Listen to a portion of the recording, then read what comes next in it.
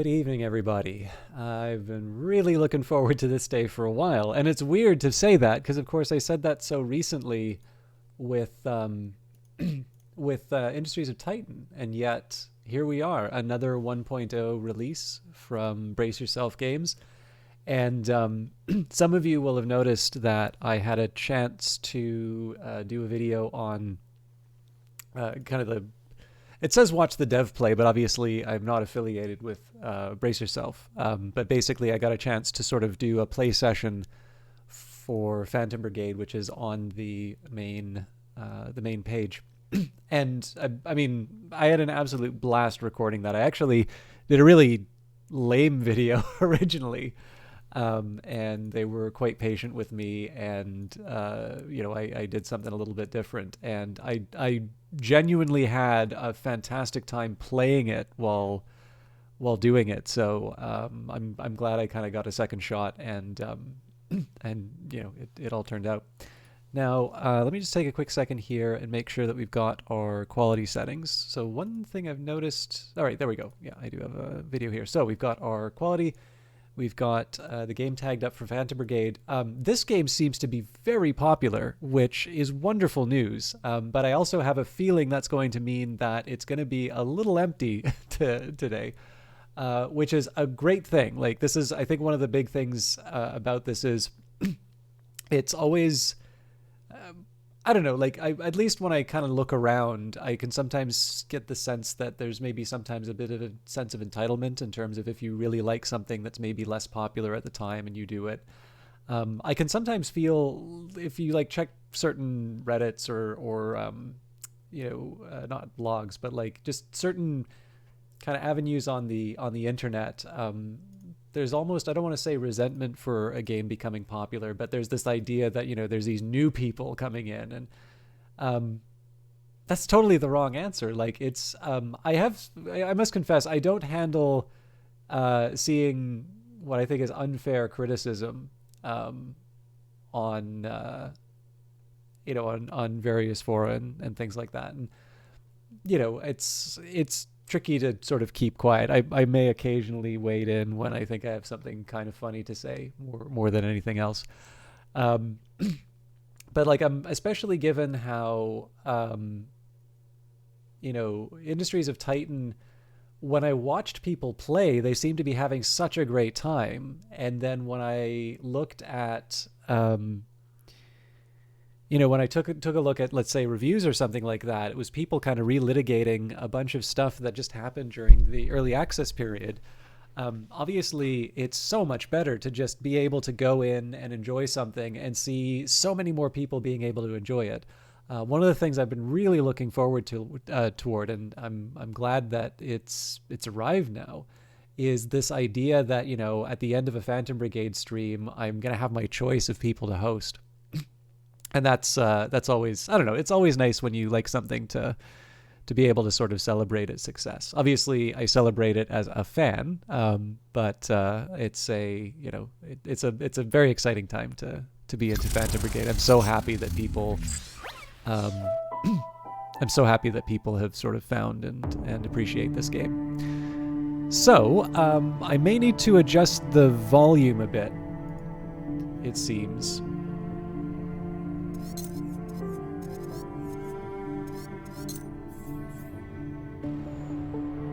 So maybe just pull that back. You know what? Honestly, halfway seems to be the right way to go. Now, I will confess, I don't think there's that many people here yet. So there's going to be a little bit of a teething trouble. But if you are here, if you do notice something audio-wise, if I'm being drowned out or if the game's too quiet, please let me know, and I'll do my best to adjust things. Also, it's good to get the disclaimers out of the way. So, I have been playing Phantom Brigade, I think, since it was first available in early access. At the very least, I've been playing it for a very, very long time on Epic. And of course, with the 1.0 release, this also means that it's finally available on Steam. So, yeah, I mean, I'm a huge fan of the game, but as always, I have been given a key for promotional purposes. It's always important to disclose that, and clearly I think very fondly of Brace Yourself, because I think they make really good games, and they're very, very nice people. So yes, I keep forgetting. If you want, you can just watch the great opening cinematic with this. I should also mention too, the weirdest possible coincidence. Actually, it's a weirdest set of coincidences. I can't even remember where I found this out, but the composer for this turns out not just to have gone to the same university I did, but was actually doing, excuse me, his graduate studies at the time that I was in the university. And like, this is the thing, like, it's a university is huge, right? So you're not expected to know everyone. Like, I didn't know anybody in the forestry department. I guess the one thing I could say for music would be that I did go to the performances that they would usually put on for students and such. But obviously, I think very fondly of my time in Vancouver and university in particular. So that was a nice connection. But it also turns out that he knew one of my classmates at UBC. In fact, we TA'd a course together. So that was a totally unexpected kind of a connection to draw as well. So again, completely unrelated to the merits of the game. I mean, the game is wonderful, and wonderful no less because of the contributions that have been made. But that was definitely a fun little background. But I did just want to highlight, again, because the music for this is so good. This is available for purchase, both from Bandcamp. I don't know if it's available on Steam, but I've also been enjoying the Apple Music version if I'm out and about. So I'm sure whatever streaming program or streaming service whatever streaming service you use, I'm sure it will be available on it. Or you can, buy it and support the people who made it. Okay, I'm gonna have another quick sip of tea. We are gonna do the new campaign, including the tutorial, which I realize will probably be a little bit of a pain for people. But I do actually kind of want to see what the opening is like now that the game is in its full version. So just let me enjoy a quick sip of tea. I may actually go for a second cup fairly early in the playthrough, but I also have some stuff to get through tonight, so I can't go too much later than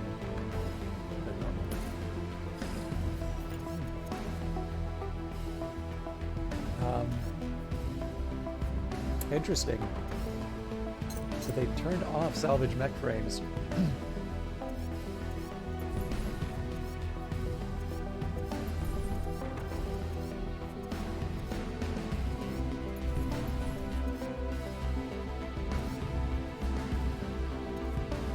Escalation is in favor for us. Anyways, I'm not actually going to do this, but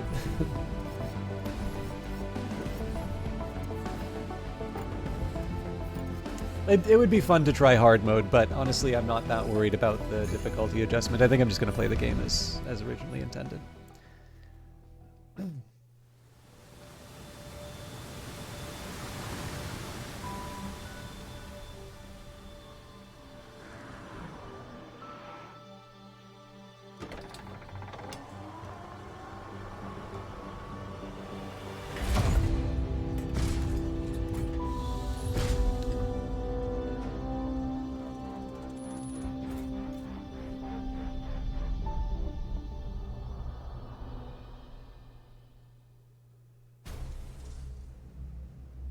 Sorry to strap you in so early today, Lieutenant, but we'll have to cut our checks short.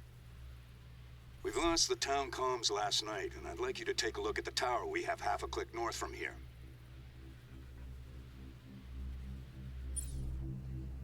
Alright, before moving out, try adjusting the camera view. Move the camera view with WASD, rotate the camera with Q and E, tilt the camera with R and F, or move the mouse while holding mouse button 3, which is the one that I normally use. Left mouse button, this unit to select. Information about the selected unit will be displayed here. Left click this unit to open the action list. Left click the run button. Left click the world to confirm your movement. Click the button to execute the plan. Hey, Lieutenant. They're still installing the prototype in my rig, so don't hog all the action till I catch up. Yes, it's not the most exciting test run of our new tech, but we've got people here counting on us, so let's move out. Whoa, what happened here? Olaf, how you doing? We just some damn rowdy civilians. HQ, this is Special Field Ops Team Bravo requesting immediate repair detail, over. This is HQ.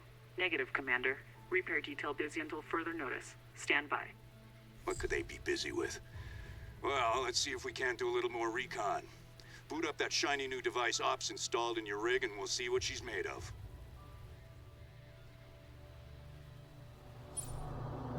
Activate the prediction system.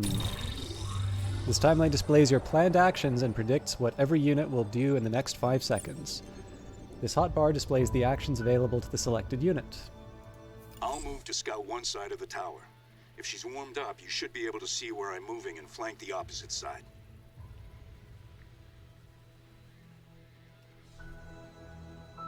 I'm actually going to make a slight adjustment here. I wanted to do the base values for the...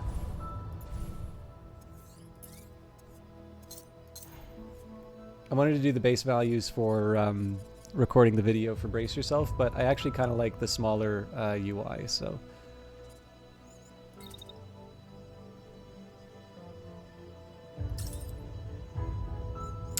Sorry, next click the run button. Note how the weight on the timeline is now longer with the distance to the target. This point should provide a clear view. Movement time is determined by distance. You can move any number of times. Actions can be cancelled with 2 right clicks. If you're happy with the plan, execute it.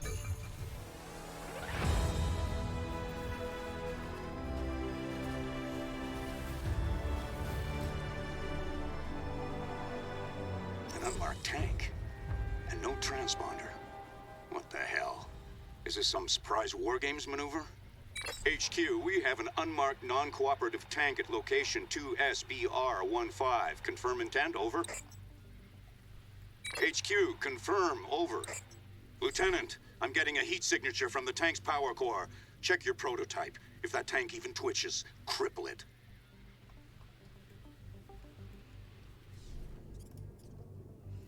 The tank is about to attack. You will need to get closer to engage it. Click the run action. Moving into here will place the target into optimal range. Click the attack action next. First, choose when the attack should happen by hovering over the timeline. The target should be in the optimal range, white ring around your unit, during that time. Finish the attack by clicking on the targeted units or its prediction. The percent displayed is the predicted effectiveness of your weapon at this range. You can drag the attacks along the timeline to change the time. More than one attack can be planned. Try creating another attack.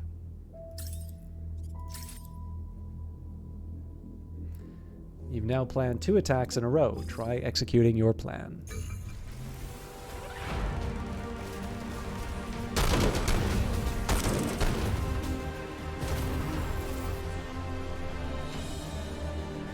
Good read on the tank. I'm hit, but just a scratch. I actually kind of wondered what... I'm picking up multiple targets from the north. My God, this can't be right. Take cover! Take cover! I'm sort of wondering what happened to the this track in the like Phantom Brigade suite, the song or the soundtrack. Obviously, not every song is going to show up on it, but I'm kind of curious because it featured so much in the trailers. Anyways, this is no war game. Commander, multiple contacts just appeared on our forward slope. Weapons ready. Treat us hostile. This is not a drill. Intercept and protect the town. We're on our way. Roger, heading out. HQ, come in. HQ, do you read? Pinned down by 2 treads. Returning fire.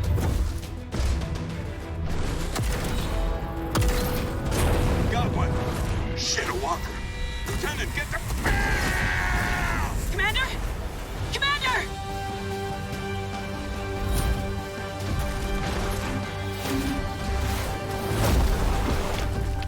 Taking defensive position. The commander's down, but we have to focus. We have citizens to protect.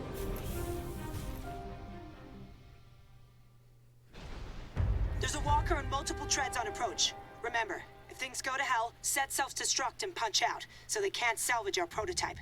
Whatever happens, let's meet at evac point R09. Honestly, Olaf, this is the worst way to answer this kind of question because sometimes people are just, checking in. It's been last couple of days have not been great for me, but Phantom Brigade being released was actually a really real highlight. And like, I don't want to, I don't want to overstate the importance of games, right? Like these are fun, they're recreation, and sometimes you have to put away childish things. No. Like it's there can I notice sometimes in internet communities there can be sort of this, oh, this game saved my life. Things aren't that dire for me, but it has definitely been a tough couple of days. And I will definitely say actually I really appreciate being able to play this because I'm really happy with how 1.0 works. One thing I think is kind of neat too, this is the sort of stuff I just love about being involved in sort of an early access for a game, is you get to see the little changes. So you notice in the cutscene there are these two mechs, but this one suddenly sort of appears out of nowhere. And I think probably the reason this one's here is so that they can give you an early look at the beam weapon. Anyways, protect the town. Enemy forces are attacking the town. Eliminate them using the 3 units at your disposal. So this is a light mech carrying an assault rifle and a submachine gun. It is best equipped for medium range. Circle the enemy and take advantage of its speed to avoid hits. This mech has a shotgun which inflicts high damage at close range. You can use the shield action to block attacks while closing the distance. This mech carries a heavy beam weapon. It is slow but powerful. Beams can cut through cover and hit multiple units at once. So, let's first of all see who's being targeted. So it actually looks like most of the buildings are being targeted, with the exception of... Nope, actually everybody's attacking buildings. So...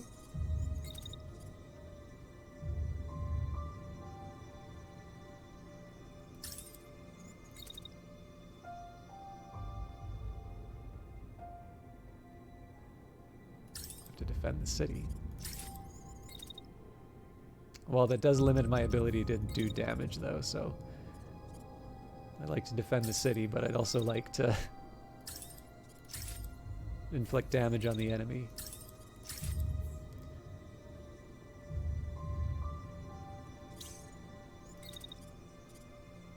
Actually, if you don't mind me asking, Olaf, how's the game-to-voice volume? Is that working out? It'll probably be better once I get into the actual combat, but...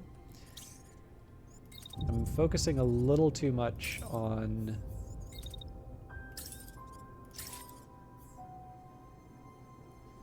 Yeah, so I'm going to change the priority a bit.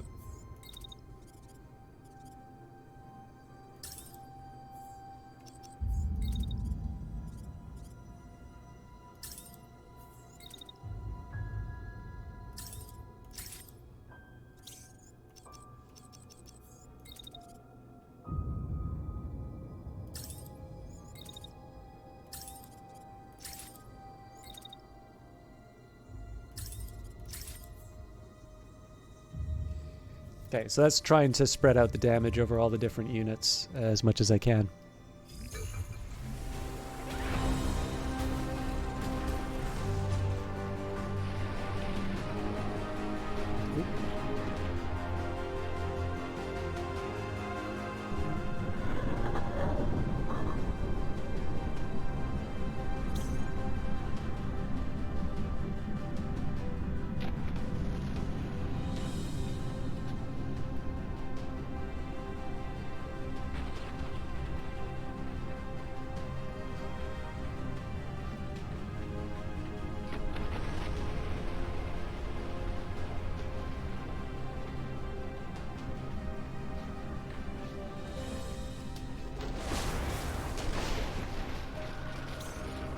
Okay, everything's still standing.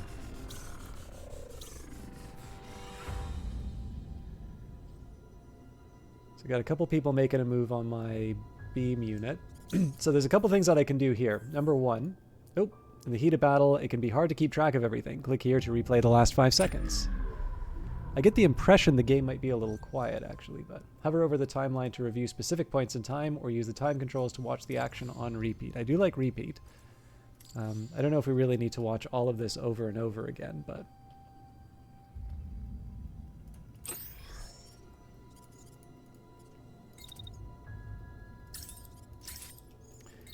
Okay, so what we're going to do here, we're going to barrel into a couple of...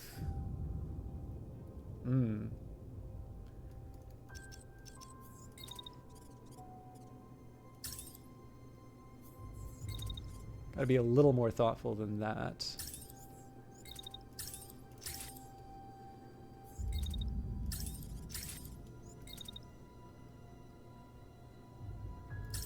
Okay, that's actually good to know that that one's going to be coming after me.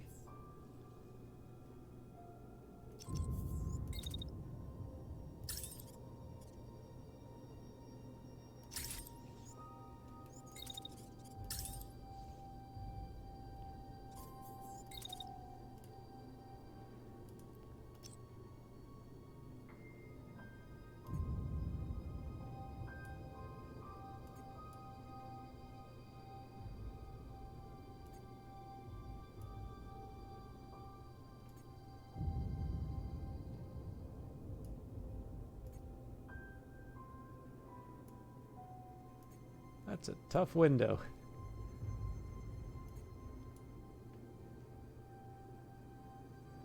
Yeah, so the problem is we drop the shield right at the time we need to connect. All right, I'm gonna have to live with that. Now we're in a pretty good shot for another beam attack. Well,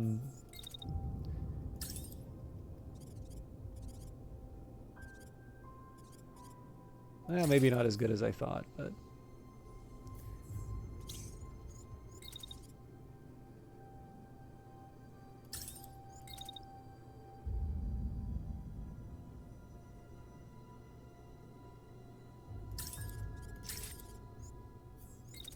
How much damage can this thing take? You should probably do a second. That's to eliminate the damage to me from that unit. I don't think they introduce heat at this point, so I can really just sort of go to town on the enemy at this point.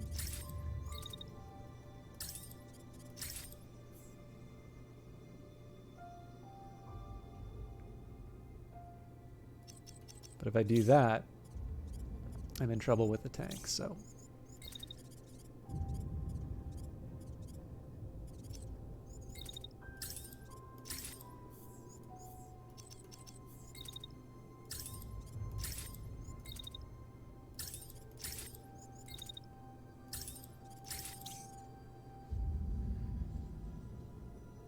Alright, I'm a little worried in terms of whether or not we're going to be able to keep my people from taking damage, but this should work out. Quint, how you doing? Huge mechs, huge guns for huge brains.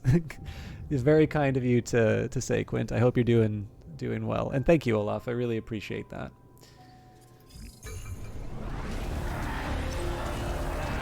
Okay, down.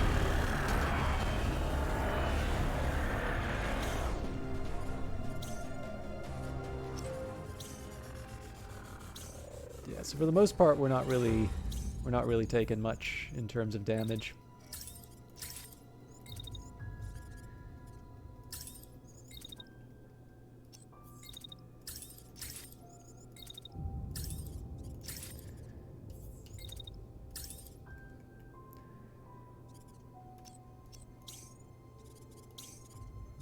So we're probably...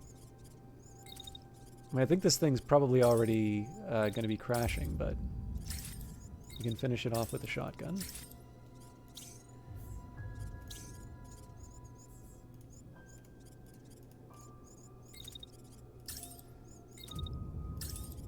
And then add an assault rifle for good measure.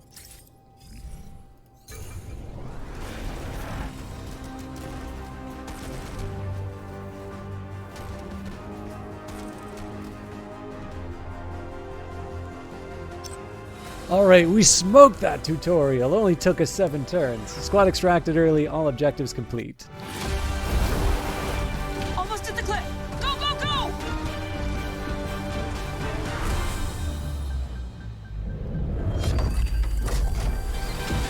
Into the forest! But what about If anyone the beam can weapon? hear me, we have people counting on us to retake what they've taken from us. Even if we are the last ones left.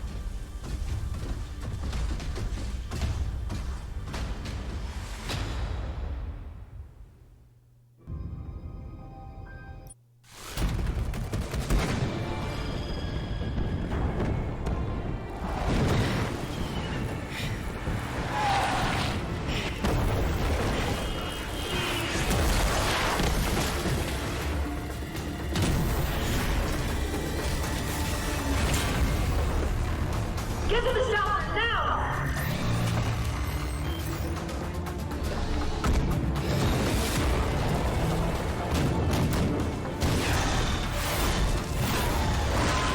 I can only hold this for 5 more seconds. I only need 3, 2, 1,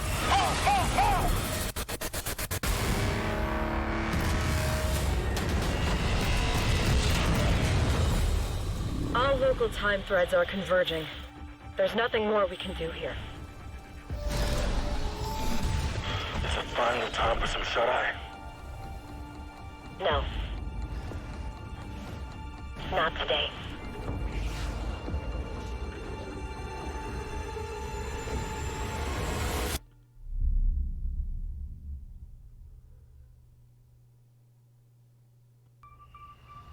By the time we realized what was happening, it was too late.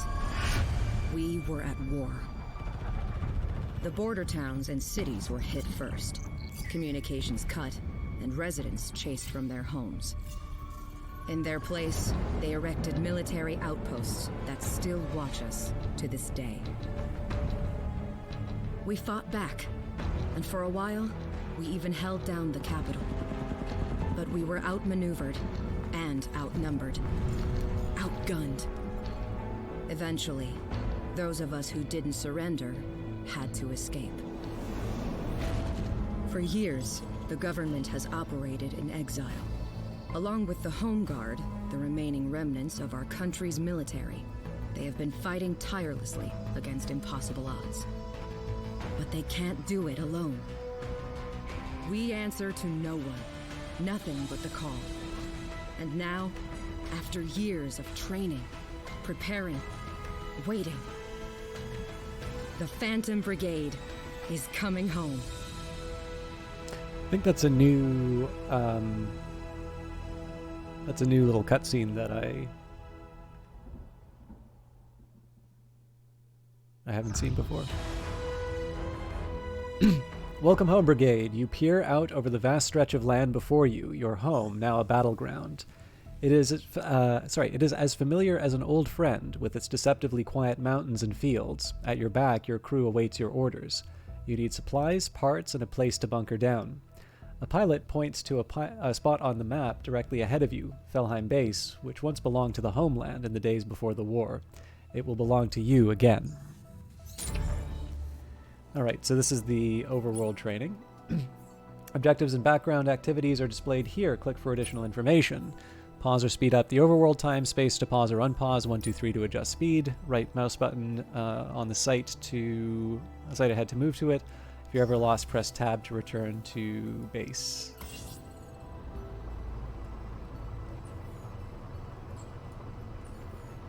Oh, this is funny. So I guess I never really thought of this, but like you don't have the mobile base so much as you have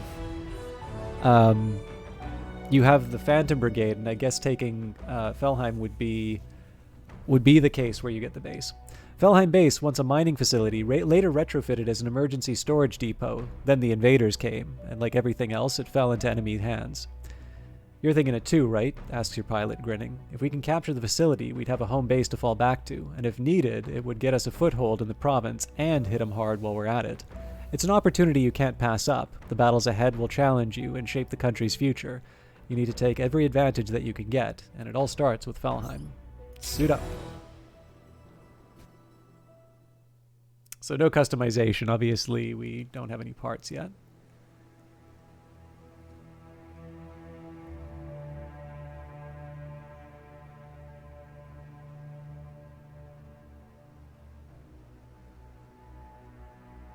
Oh, I like the color.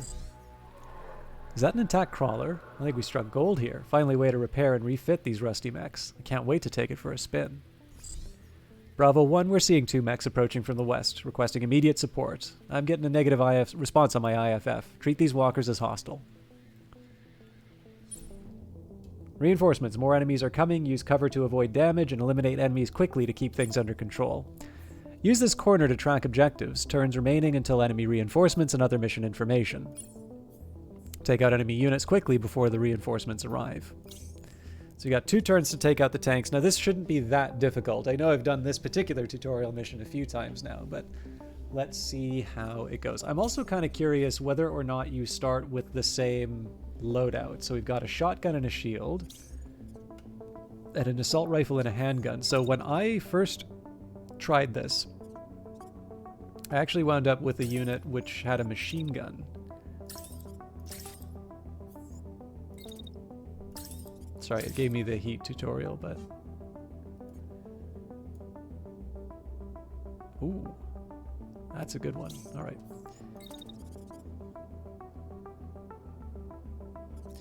The only thing I don't like is that we're sort of just lumbering along with the shotgunner.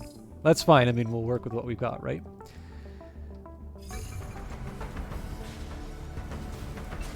Are you kidding me? I'm such a moron.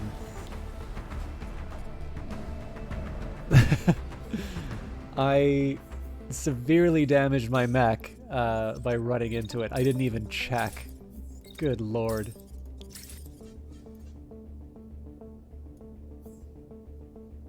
Alright, well, in for a penny, in for a pound.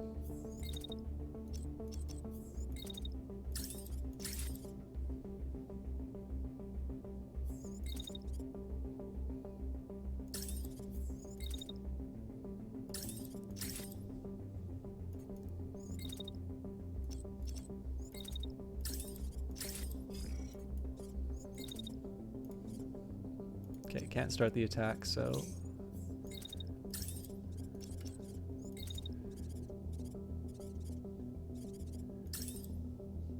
Gonna wait on...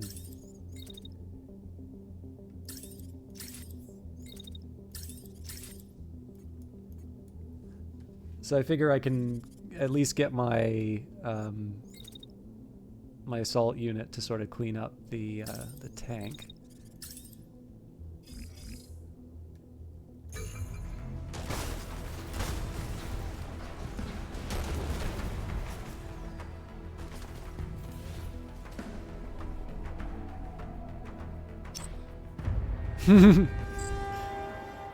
I'm only increasing the difficulty so my victory can be that much better, Quint. Engaging. Let's deal with them and report to command. There has been no activity here for a while. I have no idea who these walkers are. Okay, so this guy's attacking the unit with the assault rifle. I think I'm going to fall back for... Well, hang on. So if I just shoot it with the shotgun. This thing's fresh, so...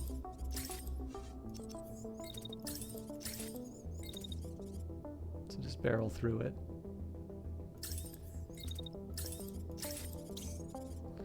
So this unit's just moving, so as long as I stay out of attack range...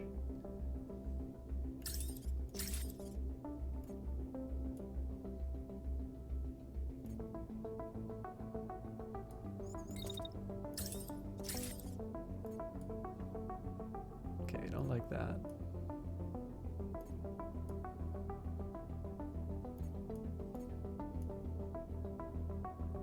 I think I'm going to overheat on that, but I've already taken the damage, so...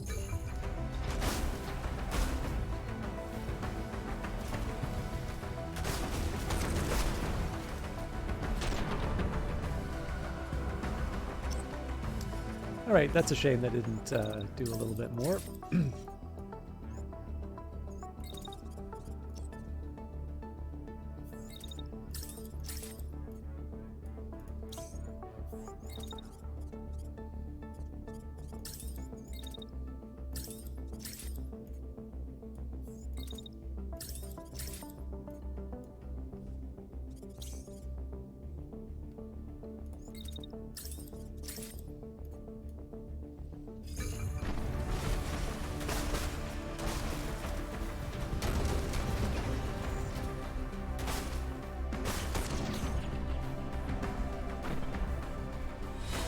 All hostiles eliminated, site now under control.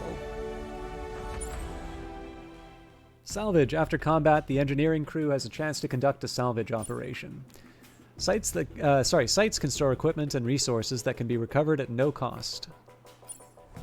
Enemy units will also yield loot. Recovering them will cost points from your salvage budget. This weapon is worth recovering. Left click here to take it. Recovering parts will use up your salvage budget, with destroyed parts costing more to recover. And not everything is worth recovering. The lower cost option is to scrap a part for resources instead. Now, I want to take as much as I can. I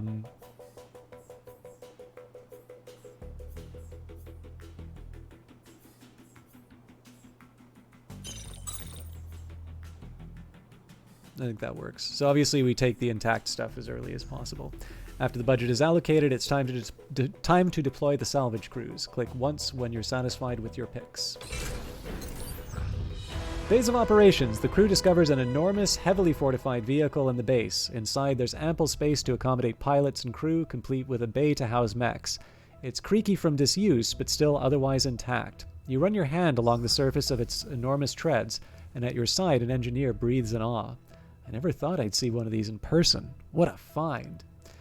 With this mobile base, you'll be able to take the fight out to the road, striking the enemy when they don't expect it, and even outfitting your mechs out in the field. This will take your campaign a long, long way. Mech customization is now available. Click the unit screen to begin.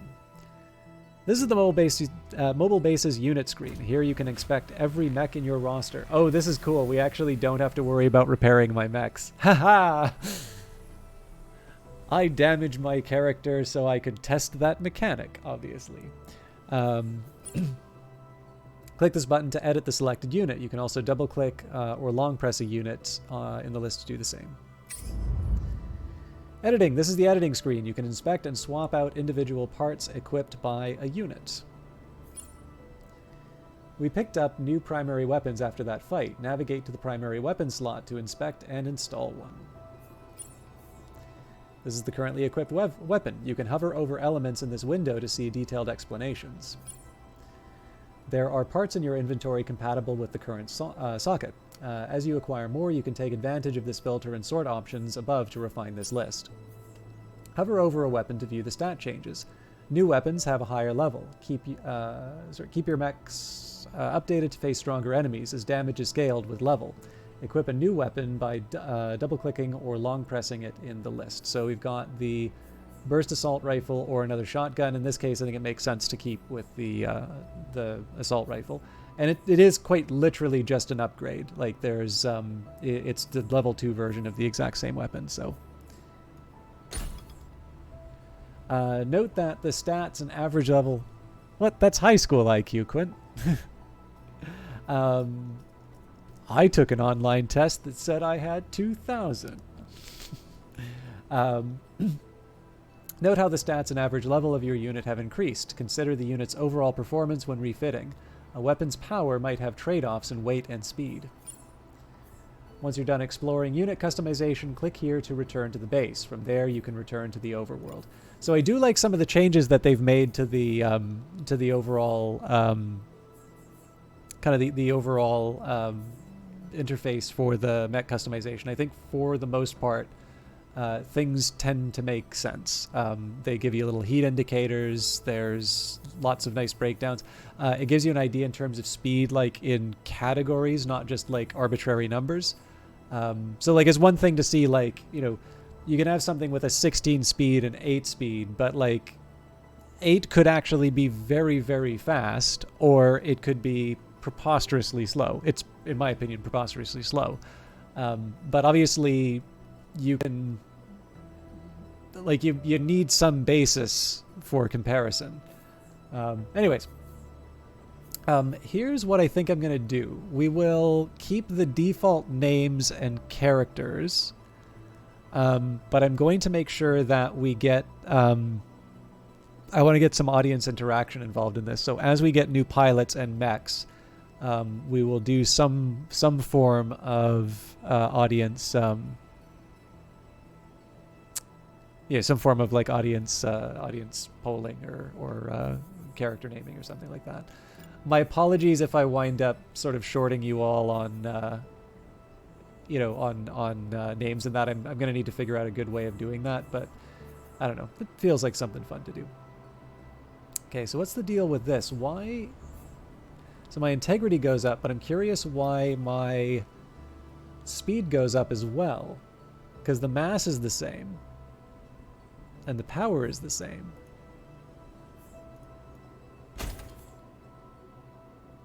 Anyways, I won't complain.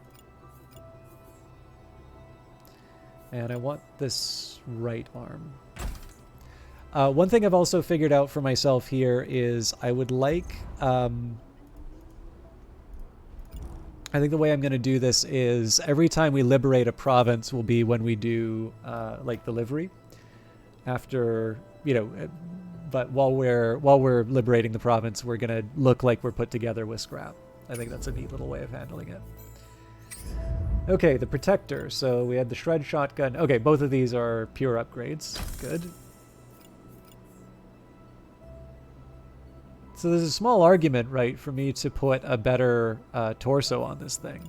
But no, we'll keep it as is.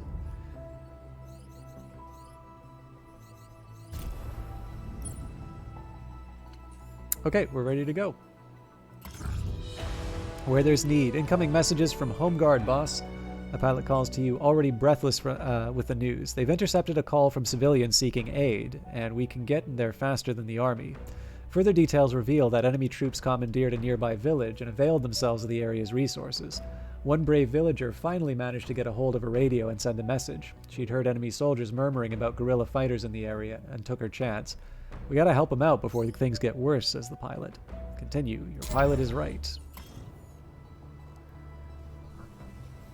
Whew, I'm sorry, I'm feeling quite woozy, so I may do that tea break faster than I thought. Of course, I know Olaf wishes it was a coffee, but I also know I have to be in the office tomorrow. I have a feeling tomorrow is going to be another crummy day, but a fight at home. We can't go in there guns blazing as usual, a pilot says to another. This isn't a base or a battlefield. These are people's homes. That idea brings up a list of things to contend with. It doesn't matter if you liberate the civilians if they have nowhere to live after the smoke clears. Now comes the test of all your strategizing and training. Suit up, make battle preparations with your squad. Now, I don't need to worry about doing the customization. We obviously already did that. The mobile base can scan the site in advance. You can customize your squad before the battle based on the available intel. Carefully inspect key aspects of the mission, enemy composition, and relative strength of your squad before deploying. The holotable lets you preview the terrain, unit positions, and key locations. Here you can see how many units can be deployed and decide which mechs and pilots to send out. Click Squad and deploy when you're ready to proceed.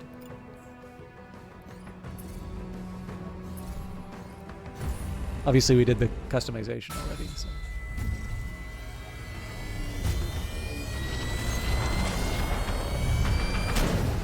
So many lives lost. So much devastation. This isn't what I wanted for you.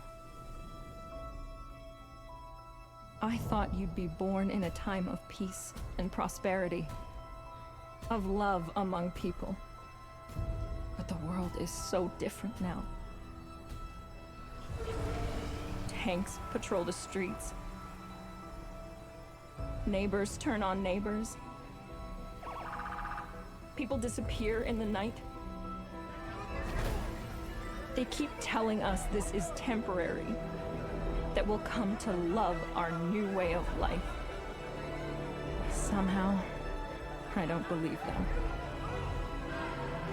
I want to give you the freedom I once had.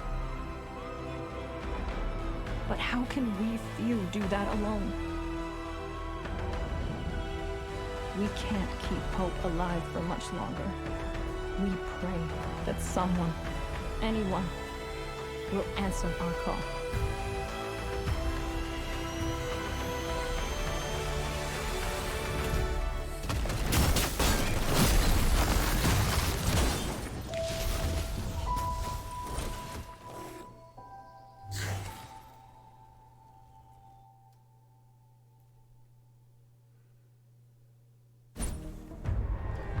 Danger. The enemies will be more challenging from here on. Complete objectives quickly and use cover to avoid taking damage. These are people's homes, after all.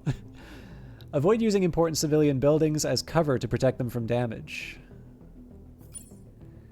Destroy the alarm tower to halt enemy reinforcements. You can target the environments while aiming your attack. Left control alternate targeting mode. Now, I've never seen this mechanic before, so this is new. This Home Guard unit has joined the fight. Use its long-range weapon to strike targets from afar. They'll be awaiting your orders. Try not to get them killed. Okay, this has got a marksman rifle. Okay, nice. So there's lots of new stuff for me to check out. I didn't do the tutorial when I first played 1.0, so there's some new things. Also, I thought that I didn't realize that there were missiles this early. I thought they arrived in the second area. So yeah, there's going to be a lot of fun going on here. So definitely want to destroy the alarm. We've got a tank with a cannon. Got a tank with an autocannon. So honestly, let's start this off properly. And we'll take our frustrations out on a building. So this is the first time I've seen the Home Guard... Sorry, first time I've played the game and the Home Guard is deployed a mech. I was watching Brace Yourself play earlier today, and they actually had a Home Guard mech, which was surprising to me. I never appreciated that they could do that.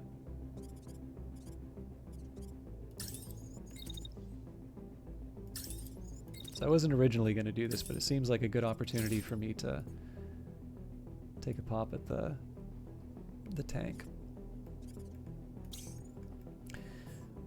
Now, okay, so we don't really have a dash option, which is going to be a problem. I think I'm just going to have to take it on the chin, to be completely honest. Oh, hang on, this is the different unit.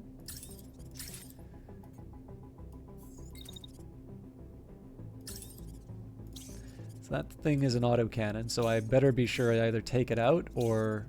you know what? We're just going to run back.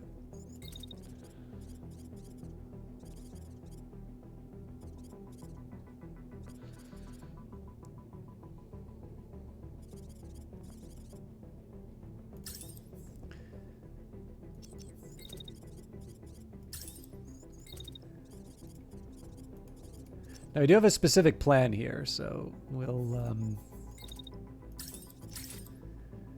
I'll try and prep as best as I can with my shield. There's not a whole lot I can do with this unit, though, so it's a pretty tame turn, but let's see how it all plays out.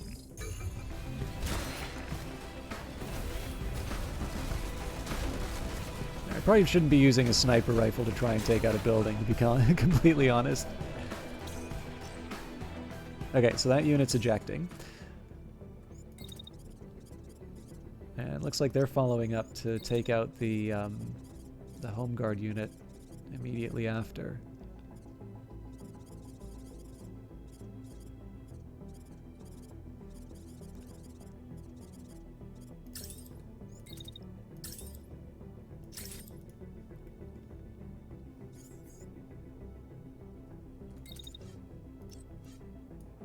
I mean, theoretically, it should be doing as much damage as anyone else, but...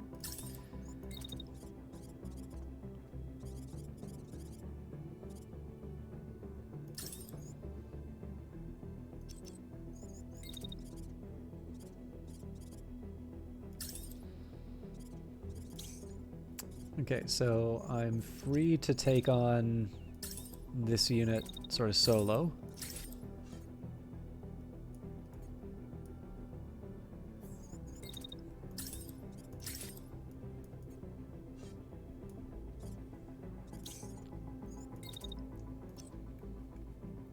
The missiles pretty much failed to do anything meaningful, so...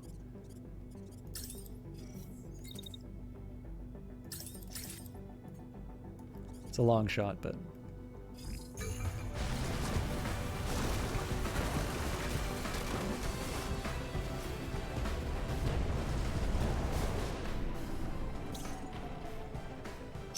We'll see whether or not the Home Guard can outrun it. They've taken down our alarm. Reinforcements aren't coming, so now's not the time to get lax.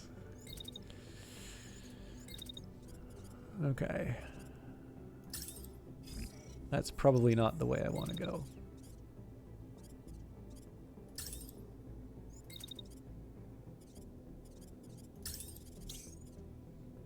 Oh. Pilot ejecting 2.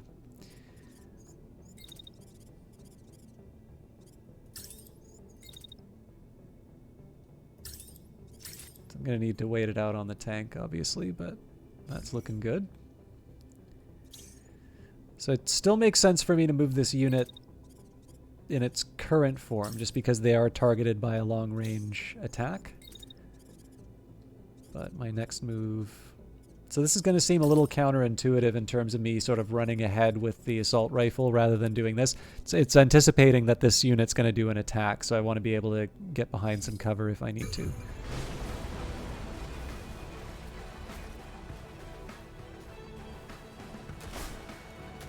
I didn't see what happened to that missile. I should check. Okay, yeah, he took some damage, but nothing too catastrophic.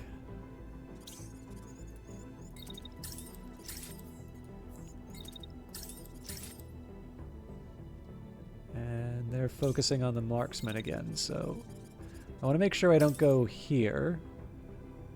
Oh, actually I can afford to do that. It's kind of a moot point anyway, just because, you know, we're pretty confident we're going to see this thing through before they get their attack done.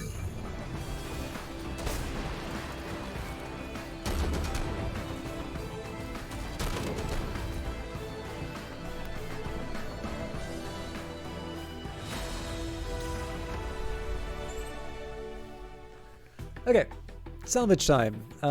Definitely want to take... Oh no, hang on. We get to keep these no matter what. So yeah, it's Elbrus parts. They're all level 2s, and they're actually all... They're all intact. So that mission couldn't have gone better. So the funny thing about this is that I did not realize how well this mission went. Alright, Liberators. One of your pilots leaps down from their mech, face flushed from the heat of battle and the high of victory. Let's prove these Liberator rumors true, they call out, raising cheers from the rest of the crew. A grueling journey lies ahead of you, but the role of hope cannot be forgotten. It has sustained the civilians this long and under these conditions. Perhaps it can sustain you too. If you can secure this province, what's stopping you from taking back your homeland? With bolstered hope, you push onward.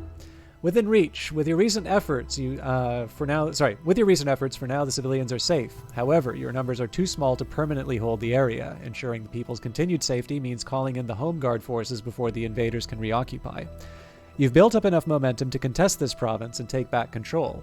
When you deliver the news to your crew, they buzz with a mix of anticipation and nerves. This is always your goal. You might be a small rebel unit, but with your prediction tech, you can help turn the tide of the war. One of those pilots falls heavily into a seat, their grin at odds with their posture. Let's do it, they say. Continue, there's no stopping now. Liberation is a guerrilla force. You can't hold territory against the enemy's forces on your own. The village you've liberated today won't stay that way for long, especially if the enemy has dispatched a new garrison. To advance the homeland's liberation, you will need the help of the Home Guard. Contest province. Contest the province to call in the Home Guard. Home Guard will engage the enemy, tying them down and giving you opportunities to strike key objectives. Distracted, the enemy won't be taking sites back. The village you have liberated will be the least of their worries. Now, I do need to take a small break. I don't know why, like, my legs are feeling really cramped. And again, I might as well take the tea and all of that. But now that cutscene is done, you have an option. I don't normally like talking about mean things, but there was one moment where I finally decided to get a little bit mean on Steam over something that I thought was getting really dumb in terms of some of the discussions that was going on it. So I leave it to your judgment. Would you like to see what it's like when I get a little mean? Or should I just keep that to myself and we can pretend that I'm a good and noble person no matter what? I'm quite happy either direction, because the other side that I think is like, I don't really need to give a platform to stuff I don't like that much, but man, I really have a bad habit of doing that. So I leave it to your judgment.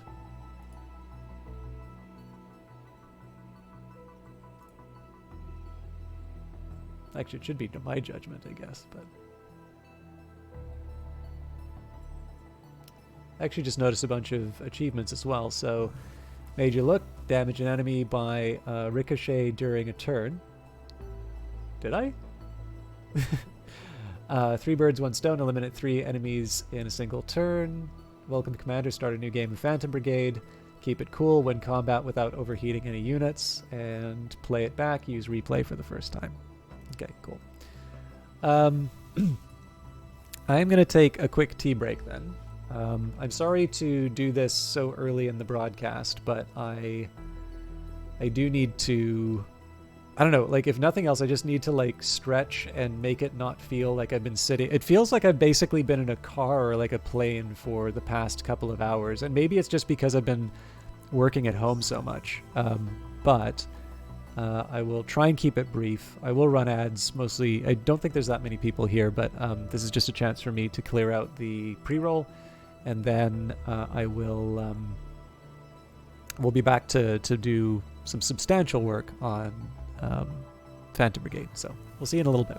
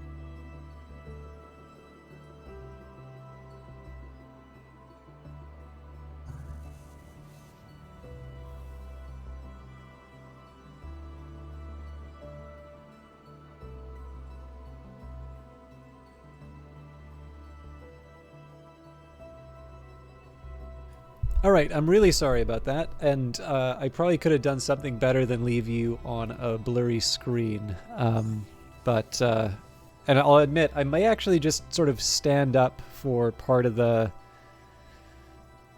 broadcast. Just, I don't know, I don't know what's wrong with me.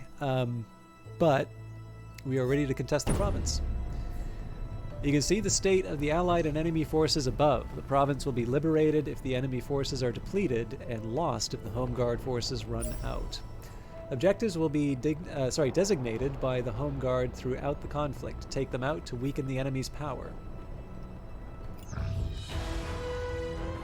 Breakdown. Get this, that commander the Home Guard's been after. His patrol just broke down. Your scouts point to a location on the map. Now is the time to mount an ambush. Upon hearing the news, one of your pilots begins nervously drumming their fingertips against the control panel. If we hit him hard now and manage to get their commander, he won't be able to lead the troops back into the villages, they say. Their tapping intensifying. We free the people for real. Alright. No, I actually don't remember objectives like this before. I always would sort of be directing my own attention. Or, sorry, I'd always kind of be just directing things on my own say-so. But I'm certainly not complaining about a little more structure.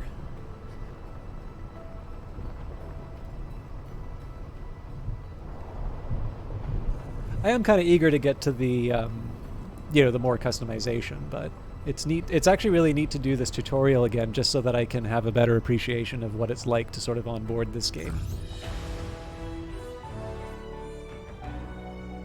Commanding attention. Any closer and you'll lose the element of surprise, your scout reports as you approach the enemy commander's broken down convoy. Make sure you're ready to go, boss.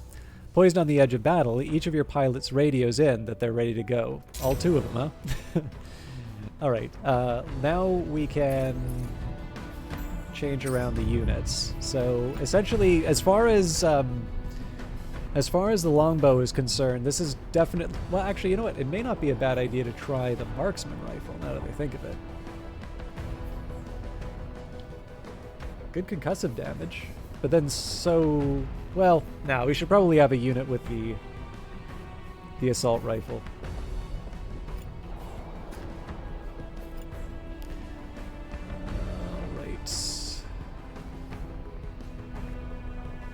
Basically the same thing. Well, nope, still faster if I equip this one, so...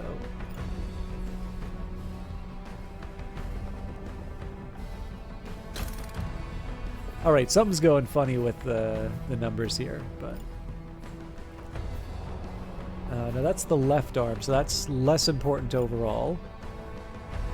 So here's what we're going to do. We'll go to the protector first, we'll make some adjustments there.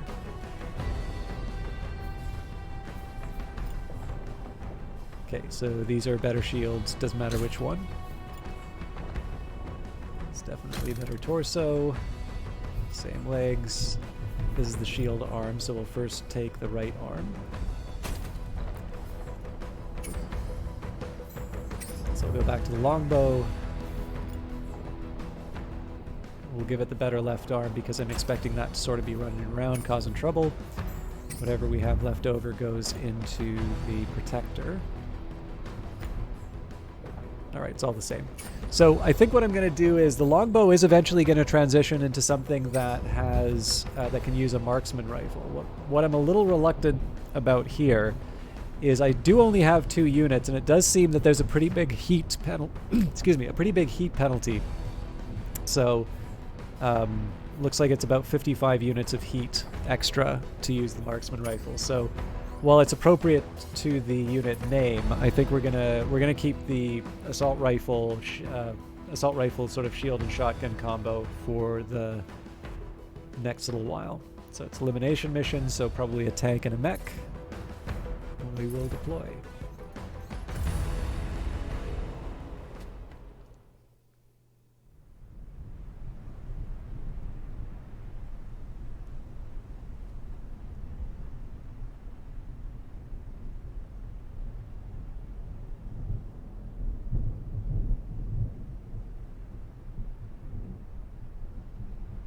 Do we get another Home Guard unit? Rebels are clinging to rumors about a Phantom Brigade, huh? Let's show them why only children believe in fairy tales. Whatever you say, sir. Just keep the comms on your unit intact. That is definitely not a home guard unit. The VIP is piloting this mech. Try to surround and concuss him.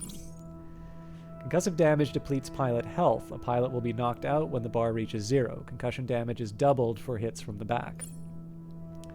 Once the VIP is eliminated, prepare to retreat. To retreat, move your units here and plan a retreat action. But we don't have to. Okay, so in principle, I don't know if this tells me how many projectiles. Well, I guess it would be if it's 3 a hit, then that must mean that there's 5. It must mean that there's 5 bullets. So this thing also does concussive damage. So I mean, in theory,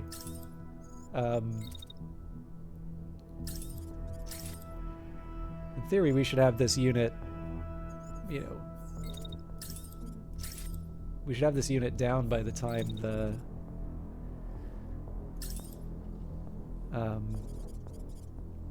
By the time his allies are causing us some trouble. Now they are gonna want to mess with me. So here's what I'm gonna do. Stay put for the first attack because we do as much as possible. I want to have this stuff hit him from behind. Now I am curious if I can translate. Yeah, well, wouldn't make sense if he couldn't attack me. I shouldn't be able to attack them. So first thing we're going to do is see whether or not we can knock out this unit. And then following that, we'll see what we can do to sort of mop everything up.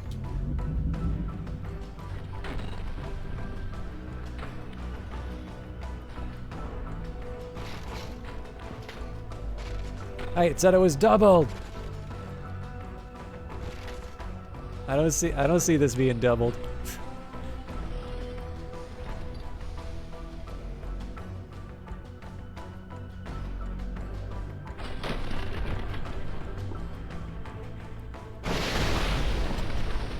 Okay, it's crashing and concussed, so it's definitely overkill, but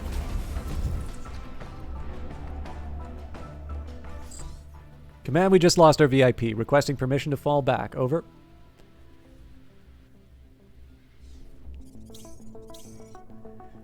Okay, so they're going to want their revenge. Now, I have an easy answer to that here. We just go to the side of the hill. Now, I am going to protect myself just in case. Might as well put up the shield. But I should be able to take advantage of my mobility. Sort of sneak around the edge for a good shot. Although the terrain may also work in their favor as well. Nope, that's working.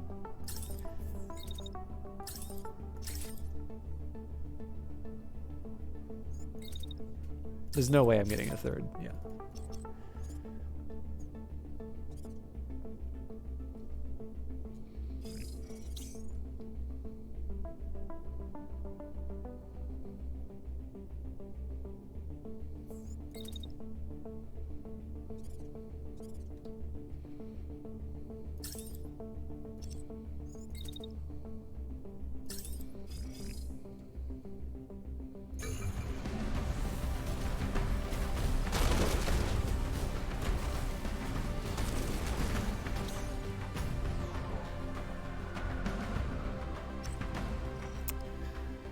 Okay, so they're going to want their revenge on my unit. Now, it's possible I may be able to knock them out before I need to worry about running away. Okay, so that's...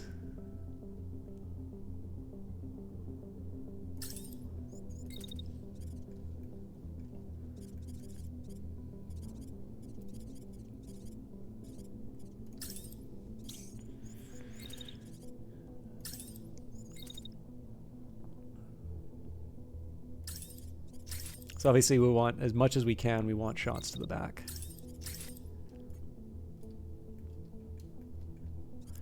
So I am in a little bit of danger as the turn concludes, but if you take a look, this unit doesn't have that much kind of HP left.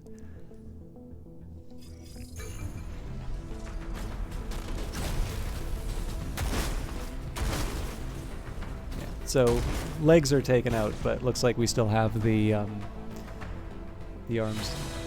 other parts.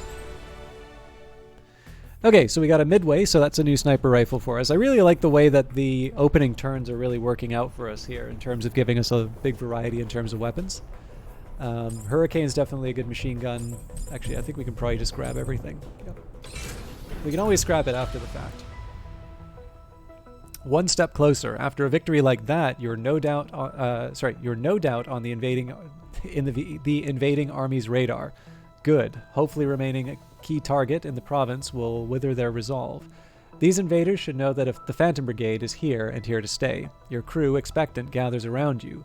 You look at each of them in the eye and take a breath, encouragement ready on your tongue. Keep your momentum, enemy war scores down. A call for aid. On the other side of the province, things aren't good. Home Guard's comms are harried. Ambush, heavy losses, surrounded. They need your help and they need it now. Rescue the Home Guard within 30 hours. Battles will break out in contested provinces. Aid the Home Guard to turn the tides, but don't take too long or the province will be lost. So you don't have the option of overdrive yet, but that's fine. I don't mind taking the time to sort of retake the province. That's something I'm going to want to follow up on at some point, but obviously we have the designated objective, which is the main focus right now.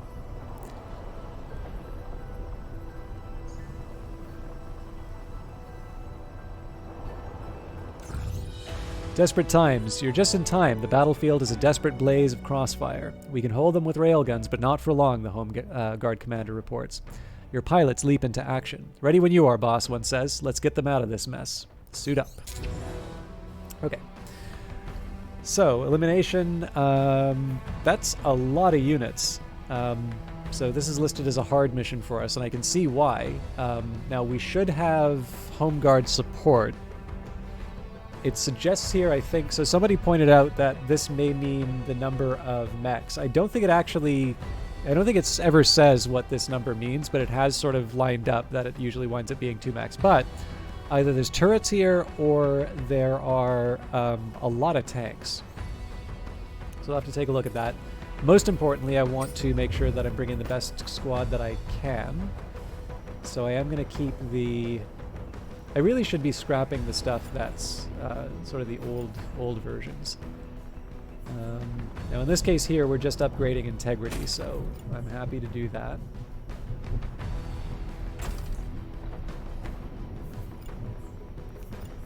Should be the right arm first. So we go back to the protector. This is just to make sure that I'm... Actually, one thing I might do differently is give this the machine gun.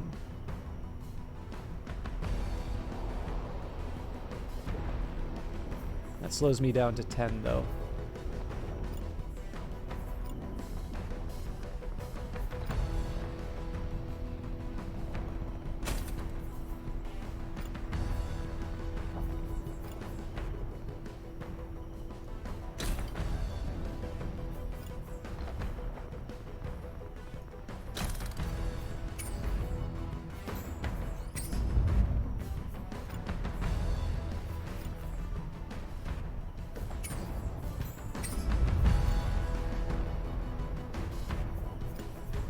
So I'm not going to scrap these arms or anything like that. The reason for this would be I want to make sure that I have enough parts to be able to build my second and third mechs as quickly as possible. But for the most part, we're going to keep the squad as it's currently set up. So it still counts as a hard mission, but we tend to outdo the enemy in most of these things. So I'm feeling confident still.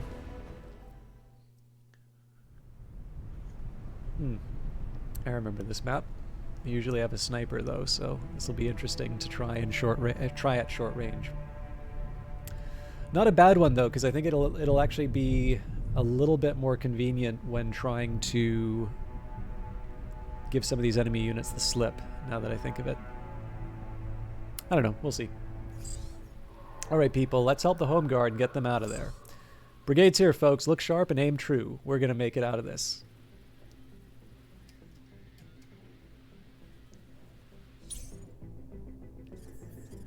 Home Guard units are cut off. Try to either regroup or flank the enemy. Heavily armored units are slow but capable of dashing, leaping forward with powerful thrusters. Dash to evade fire and outmaneuver the enemy. This really counts as a heavy unit, though? Weird.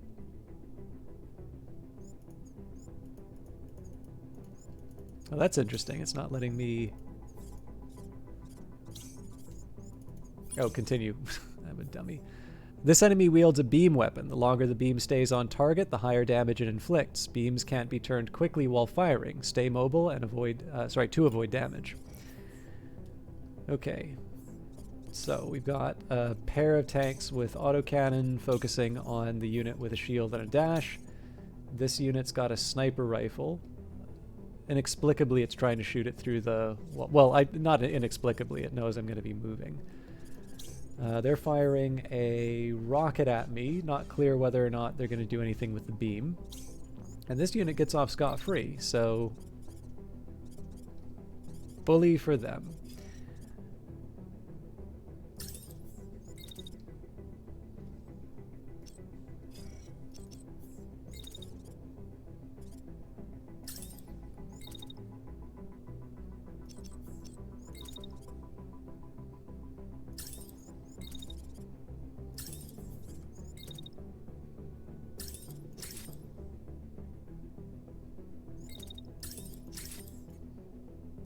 Part of this is just making sure I have... Like, I want to space out the heat. I want to give my unit enough space to escape. But clearly I also want to try and make things happen with my own units. Now, this unit's got to get out of... dodge.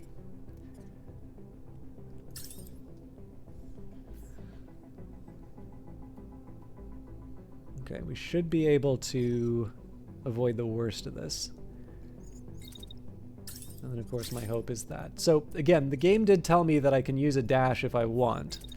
The real focus here, though, is to see if I can...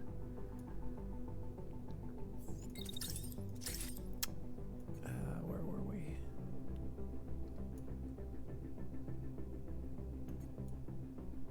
Okay, I don't feel great about this particular one, but it's sort of a freebie at this point, so... Now, I spent so much time on the home guard, I didn't really think about what I was going to do with the rest of my team. So, they are firing a missile at somebody who can't really defend against missiles. So what I'm going to do here, I'm going to move my assault rifle... Basically, I'm just going to move it straight up against the sniper. I'll maybe try and throw a little bit of fire at the enemy, but honestly, this is just kind of hoping for whatever. And the main reason for this is because of this beam weapon. So if I'm going to be moving a unit into a fight with the unit with a beam, I want to make sure that I'm actually sort of delivering a unit that's capable of defending itself against that beam weapon. So it's the best I got right now. Let's see how it turns out. Do anything there. Right, that's good. So, clearly it would have been nice if I didn't have to take damage off of that, but there's no way we're going to avoid the missile, so we will move in and try and get some revenge with a shotgun. Now, they're completely ignoring my ally here, which is smart for them, but inconvenient for me.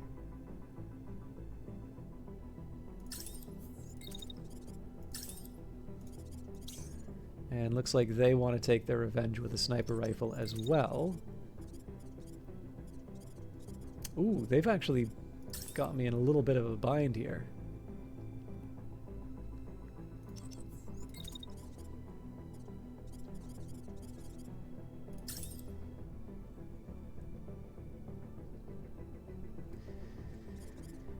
Okay.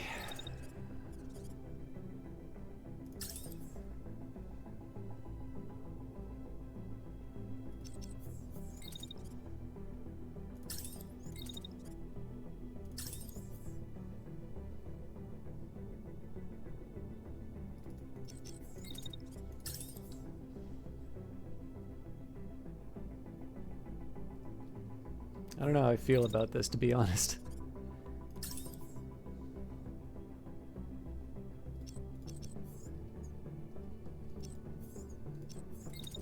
If I just charge forward like this, I get the absolute worst of everything.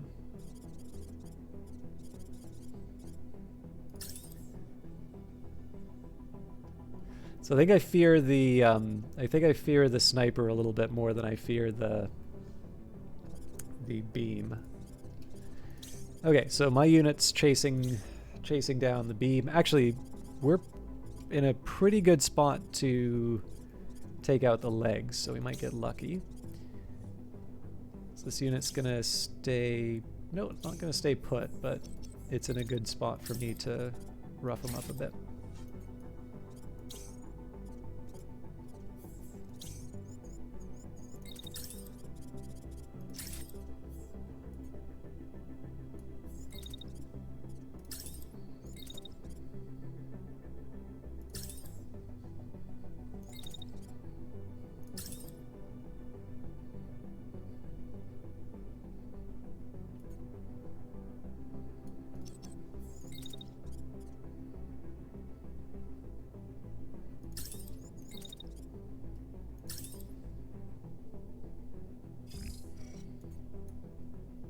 Okay, that works a bit better.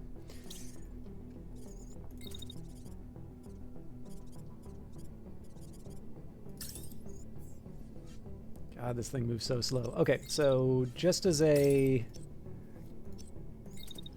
I think I should probably commit to the actions that I started with.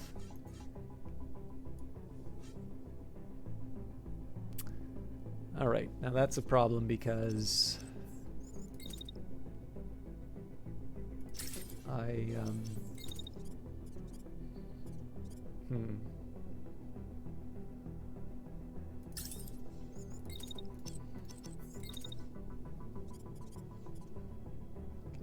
so try and cool down where we can. Basically, the problem is that I can't really do anything with this unit, so this home guard unit's just kind of sitting around waiting for things to happen. Unfortunately, I just don't think I have any better opportunities. Yeah, they're actually completely stuck where they are. That I don't like at all.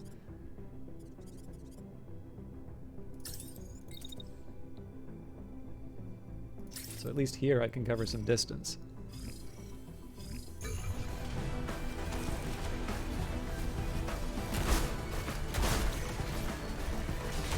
Does a bit of damage.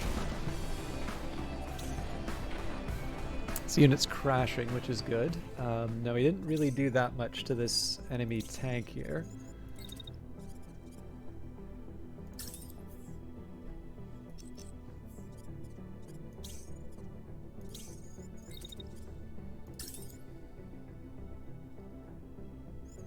So best option at this point is just to use the shield to clear out any damage, because otherwise we're just going to be waiting for our units to take their turns.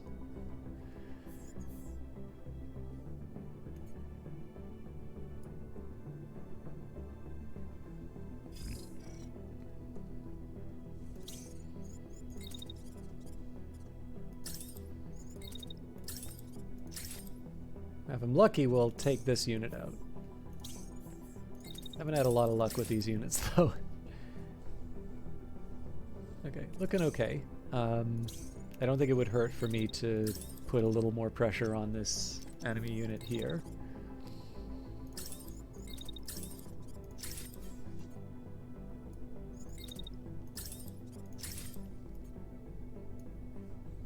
Probably overkill, but works for me for now. And then at this point, really, I just want to maximize the damage on the sniper, because if you look at how the sniper's been able to work, this placement works very, very well, just simply because they've been able to sort of take some very powerful shots at my enemies with impunity. So this is normally what I'm doing to the enemy on this map, but it's actually the AI that's been doing a good job of using this map against me more effectively. So We got to put a stop to that. Now we're closing in, and especially with some heavier units, I think we'll be fine. But it's just getting this last little step taken care of that's gonna decide whether or not we lose parts.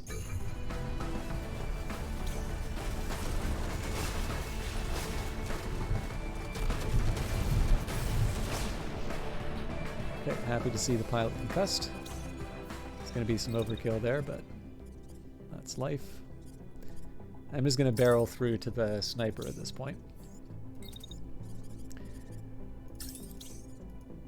Tanks are taken out. So at this point, basically every unit is going to be attacking this enemy. So as long as I don't collide into my own units, which I have a track record of on this playthrough, it's really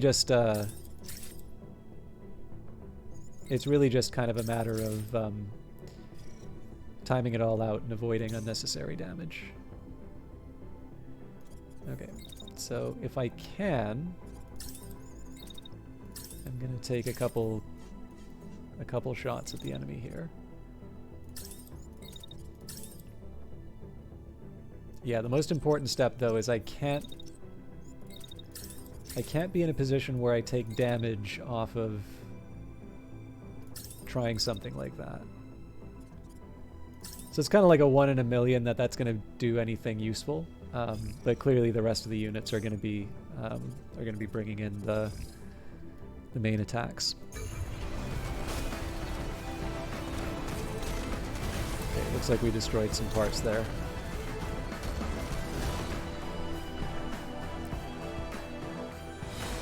Overall, though, I'm pretty happy with where it went. The only thing is we probably ruined the beam weapon. Yeah. So we got a couple of uncommon torsos.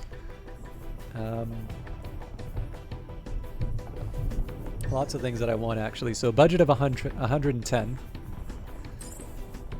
Let's start by taking the low-cost stuff and the weapons.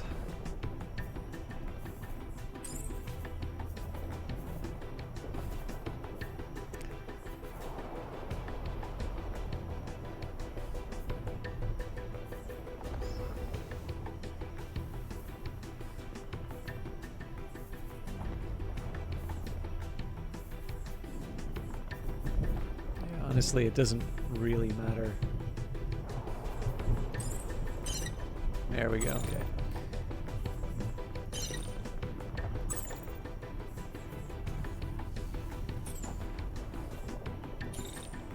Torso gives us more scrap. Index Gnome, how are you doing? And how you doing as well, Algrins? I'm sorry, I just saw your message there. There's no such thing as overkill. There is open fire, and I am reloading. Well, I mean, I did wind up having to pay in terms of some scrap there. I don't know if I would have had to pay the higher cost for the Sunswarm, but honestly, we did all right here, and I don't tend to use the heavy stuff anyway. So, I also decided, so against my better judgment, I am going to show the slightly mean thing that I did today. So I'm not going to focus too much on this because I actually think this is unfair to the game, and I don't want to repeat like the majority of the nasty stuff. But I will explain why I decided to hop down from Olympus and be a bit of a jerk. So, Steam forums. I should know better than to check these. And I disagree with this point of view. The purple prose is unreal. And, you know, says enjoying the gameplay. To the credit of this person, I believe they actually... I'm pretty sure I saw this person leave a good review on the main page. But, like, it's definitely going... I think this is a pretty unfair assessment of the game's writing. And I really don't want to focus too much on it. And to be honest, like most stuff... that 1.0 has been. 1.0 is fantastic. And there's some new stuff that they've added or things that I haven't realized since the last time I played this that's been making this an absolute joy to play. But there's some people who sort of say, actually, I'm fine with the writing. And then other people who are like, yeah, you know, I don't care for this writing, so on and so forth. And like with most things, I was just like, okay, this is done. It's like the people who are saying is like full replay should be easy to implement.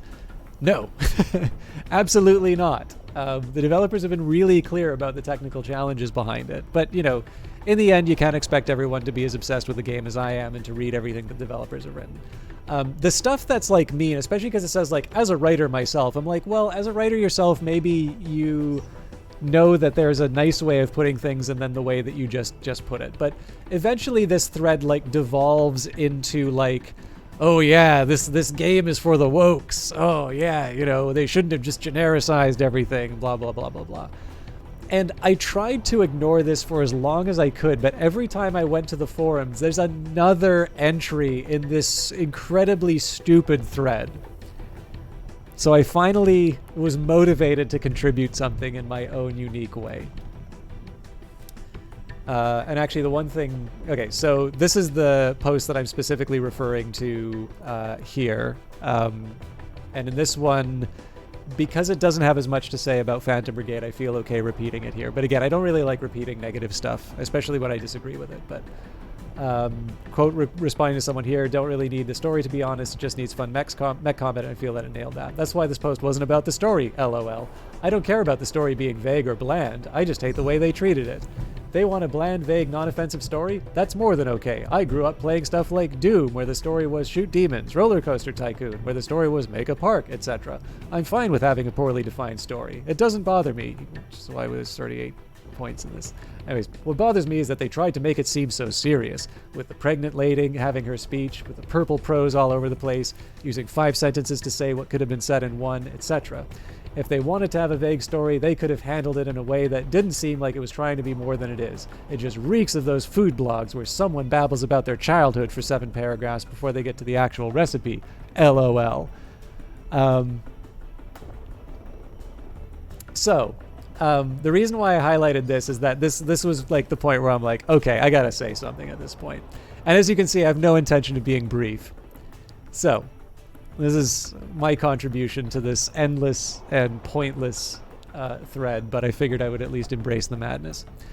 I'm sure as a writer, you would appreciate feedback presented in a more constructive way, and it's a shame that you did not extend the same courtesy to your intended audience. It is idle to convince someone that their tastes are different than what they are. That's your own business. I'm confused though as to why you're really hung up on the writing being too verbose or melodramatic. Some of this comes down to taste, but some of this can be measured. Because I am so clever, I grabbed the text out of the game's directory and did a quick bit of analysis. Here are some numbers, allowing for whatever errors come out of the fact that I'd much rather get back to the game. Total unique words, 6,671. Longest event, 163 words. Shortest was 1 because of the buttons. The Fleisch-Kincaid reading score, 82.7. It's a scale that goes up to 100, so if you're at like 90 to 100, it's like the easiest level, and then I think like 80 to 90 is, I think, conversational English, like a grade 5 should be able to understand it. And then the New Dale Charles readability score of 3.8. I note the following in your most recent reply. Total number of words, 169. Fleisch-Kincaid, 83.9. And New Dale Charles readability score, 4.2. Now, with all due respect, the post in question is repeating something that has already been said in the thread, while an event in a video game likely needs to establish place, characters, and actions. Both readability scores fall within conversational English, and so it's hard to see the basis for a complaint like this, other than the fact that it probably feels like things we don't like take longer than than things that we actually do. All of this is leaving aside the content of the game. I like stuff like the Festival of Fire. The early cinematic establishes what's at stake. It may be that the idea of the importance of hope is diminished, given that at least the initial provinces can be contested right away. But is this really the kind of disconnect that merits a 36-comment thread with entries that border on psychoanalysis? Some of you need to get a grip. This post is 362 words long and has a Fleisch-Kincaid Dale Charles score of 68 or 4.5. This is why I'd never be good enough to write for Phantom Brigade, but I'm just bad enough to contribute to a Steam forum. So obviously a ton of this is tongue-in-cheek, right? But the point that really drove me nuts was when I saw, like, basically the same point being repeated. Hey, Yu Johanna, how you doing? And Momoko, it's really good to see you. Oh, thank you. yeah, like, I don't know. I think it was because I saw how long this was to repeat the same point that had already been made earlier in the forum.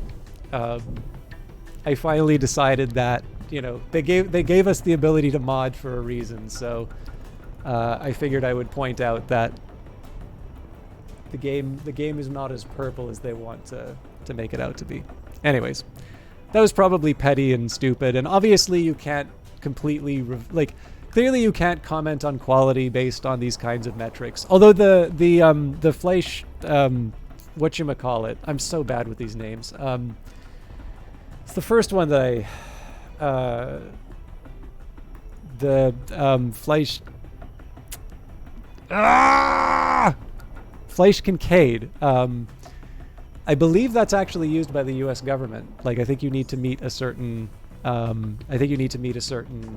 score for something to be published. Oh, thank you very much, Momoko.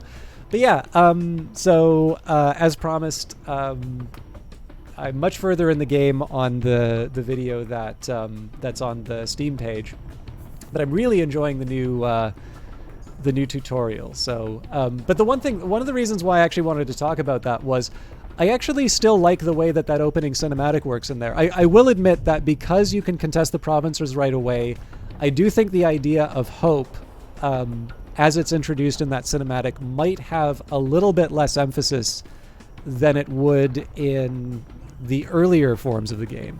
But the idea that this game takes itself too seriously, I don't know. I think it actually has a fairly nice light touch in terms of the way the story is conveyed, and I definitely don't feel that the writing is overwrought. At least it's better than I could do. So that's not much of a compliment, though. I like it. Anyways, I hope you, Hannah, and Momoko, that you are having a good time. I hope school went well for you from last time, and I will absolutely do my best to show you some better mech combat rather than hearing my words. So, out of the fire, the Home Guard commander thanks you for heeding their call. But actually, I was really compelled to share that because Index Gnome is in the chat, and I know Index Gnome is good with numbers. Okay.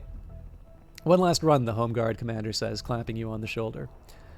You sense this is the beginning of a relationship. Neither the Brigade nor the Home Guard is alone in this war. As you liberate more provinces, your reputation with the army will come in handy. Keep the momentum, Home Guard reputation +1. Before the storm, silence commands the mobile base, with each scout, mechanic, and pilot staring down the map in the command room. Before you can reclaim the province, one last fight awaits you. A marker hovers over the site of the enemy base, the largest military installation in the region. The Home Guard alerts you that they are on their way, the crackle of the comms startling three of your crew out of their thoughts. Together, you will strike as a single unit. Everyone dashes to their stations, only the most necessary words passing among them. The base lurches into motion, the hope of victory and liberation propelling you forward. Continue, the decisive battle awaits. So yeah, that was absolutely designed. No, I suspect here, if it's 68, this is going to be worth a lot. But it's the tutorial, right? So of course it can, it can be worth a lot. We'll equip the new stuff that we got when we start the mission. For now, I'll just enjoy the calm before the storm. Final assault. Leave them alone for more than a couple of seconds and they'll absorb all the damage you deal out like it's nothing, a Home Guard scout reports as you near the enemy base. We've been focusing on one mech at a time in order to take them down. Worrying news, but forewarned is forearmed. Your crew is disciplined enough that you note their reaction only in the pilot's exchange glances. You run through a final check with your crew. This will be the greatest challenge the Brigade has faced so far. Preparation is everything.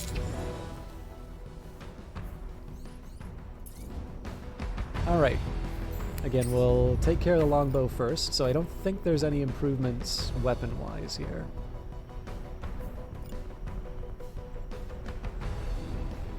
Oh, thank you. Yeah, I don't know. It was, I mean, honestly, sometimes it's just fun to do a little writing exercise like that, but I don't know. I didn't think they were being all that fair to the game, so. The game of a story, what a waste of space. Numbers are all we need. Exactly. And I mean, why are they spending all of this time animating the mechs Animated no less by Pete Thornycroft. That'll only make sense if you hang out in Azure Winds channel, but yeah, no, like they could have just made this a top-down 2D game. Why'd they spend all this time implementing animations? If they made it a top-down 2D game, they could have had full replays already. All right, so I will be giving up a little integrity with the Elbrus here. I am rather surprised, actually, to see that even though the power goes down, my speed goes up. So I'm happy enough with that. We may mess around with the components, but right now let's work in broad strokes. No real improvements I want to work on for the longbow here. And then we'll go to the protector. I suspect everything runs too hot, so... Now, the tower shield... This is interesting, right? Because it does have that big barrier. But as it is, like, it'll only give me about 300... It'll only give me 300, whereas the current firewall gives me 500, so... We will leave it be. So if I want a tougher body, I can start with the Nox here. If I really want to get tough, I can equip this Nox. The catch is it is going to slow me down, and I don't know if I'm quite ready for that yet.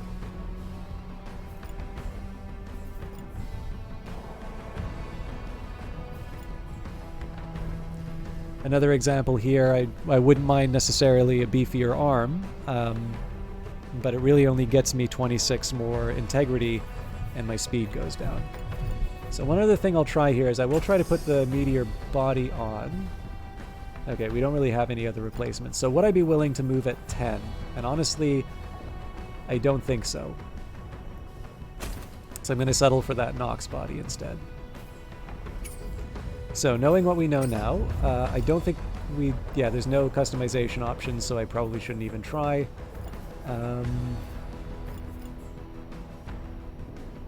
Yeah, okay. And holy crap, look at those numbers. So reinforcements, probably 4 mechs on the battlefield.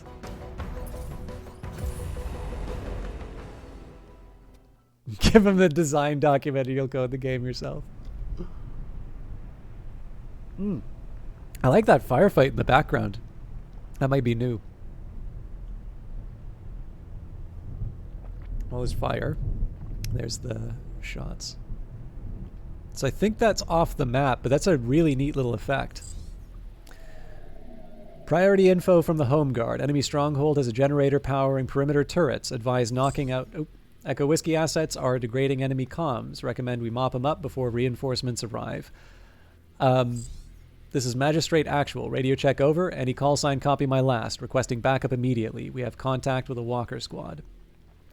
So it looks like we got a melee unit from the Home Guard anyway. Turrets. This location is protected by turrets. Turrets will scan the area and fire on any units in range. Stay out of range to avoid damage. Destroying this generator will disable turrets. That's a neat touch. So actually, I think I saw Maddie playing this on the Brace Yourself site. So try using this Home Guard mech's long-range beam to do the job. This Home Guard unit has a powerful melee weapon. To melee, select the destination, and the mech will fly toward it, striking targets in its path. By the way, it is very fun to try and do a melee attack when you don't have the ability to dash. And by fun, I mean not fun. Okay, so it recommended I use the beam to take out the generator. I think that makes sense. Now, I actually also really like the fact... Ooh, actually, it looks like the enemy might even be getting hit by that beam. Okay, so we can destroy the generator, but it seems like the reinforcements are going to arrive no matter what. So we're going to try and keep our distance as much as we can. But I do actually have to move some people in just to get them out of range of the enemy. So there's one move I can do. Oh, this thing uses a missile? Okay, so one thing I was thinking of doing was like running in and hitting him with the sword. Okay, that actually puts me in attack range, so that's not so good.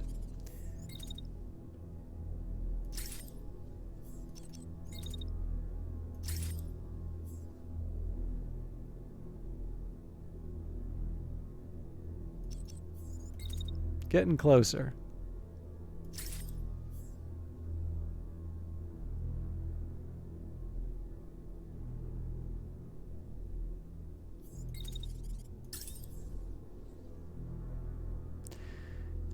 Look, it could be better. I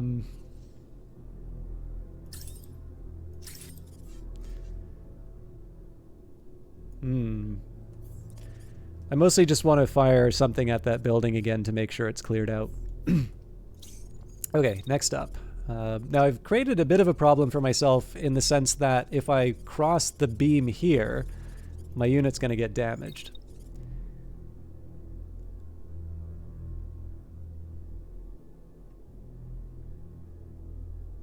So this will have to do. And this unit's attacking with a marksman rifle. They've got an assault rifle. This handgun isn't actually that big of a threat. And then cannon. Okay.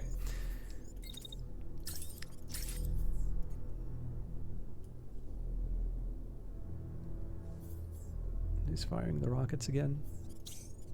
Okay, this guy can't dodge rockets, sadly.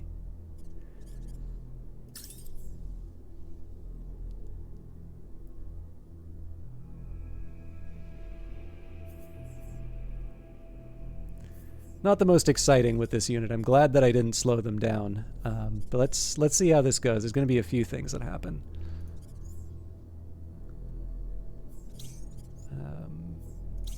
Actually, while I'm looking at this,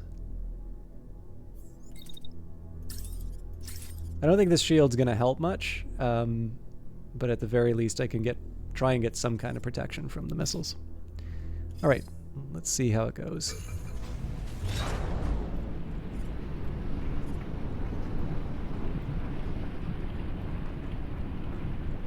Oh God, get out of the way!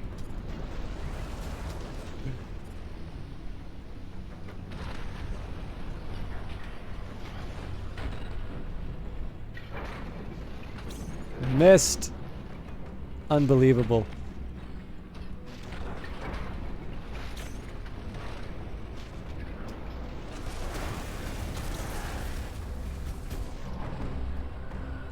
That could have gone better.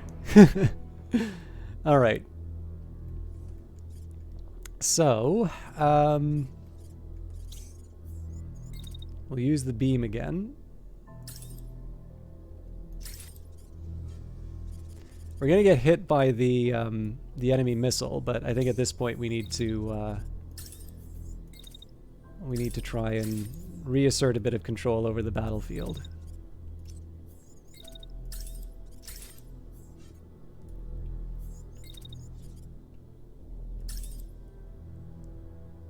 So I'm trying to make sure that I'm avoiding the shield side as much as I can.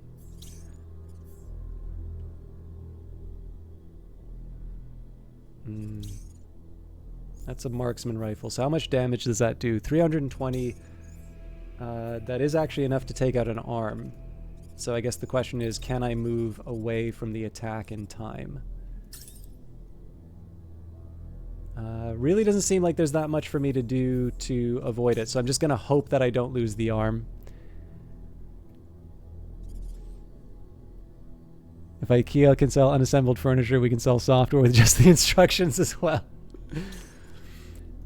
What all that you really need at this point, I feel, is you need the instruction set for the processor.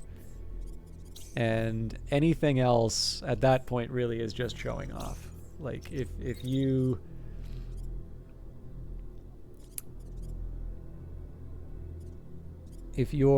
supplying a client with anything other than the means to give the appropriate instructions, you know, I think at that point you're sort of insulting people's intelligence.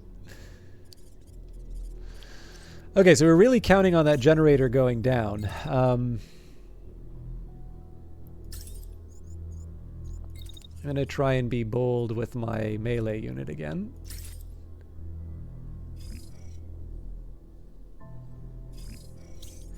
The question is, what do I do with my shotgunner? Okay, so first thing I'm going to do is back off to make sure that the turret can't cause us any trouble. Sorry, they're going... Ah! They're not even attacking, they're defending. So at that point I say I don't even worry about any of this.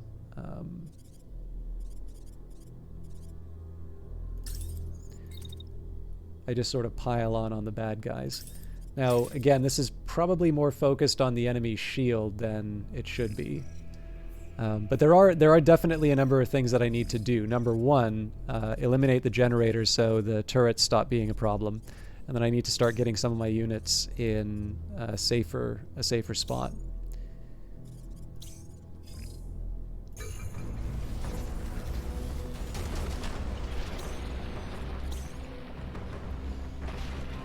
Okay, that hit him in the center, so that's...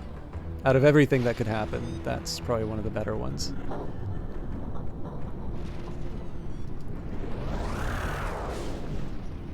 Okay, shield's down. Oh no, the guy's completely toast.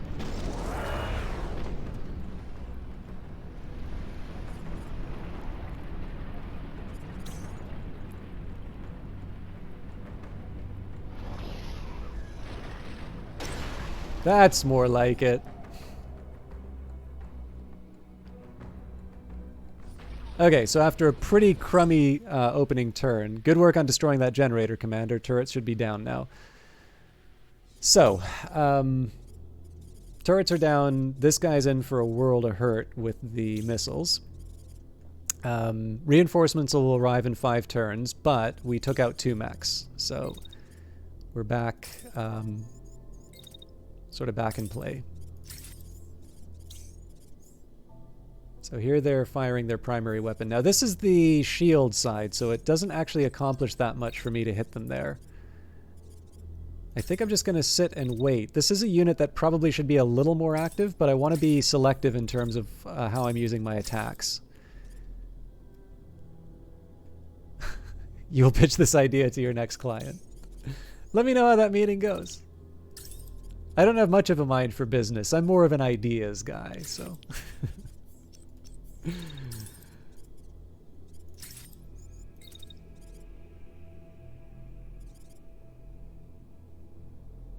I'm wondering if we gang up on the mech or if we try and make something happen against the tanks. I feel like this is a mech that probably should be running in and throwing its weight around a bit. So this unit's about to lose its left arm. Ooh, that is a primary weapon it's attacking me with.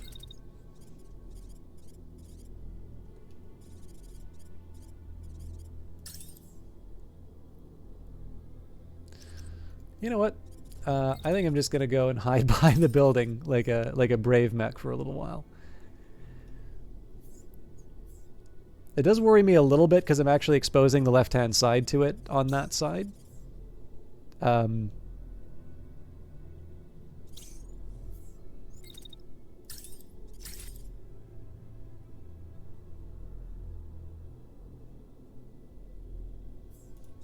don't know, it's the best I got.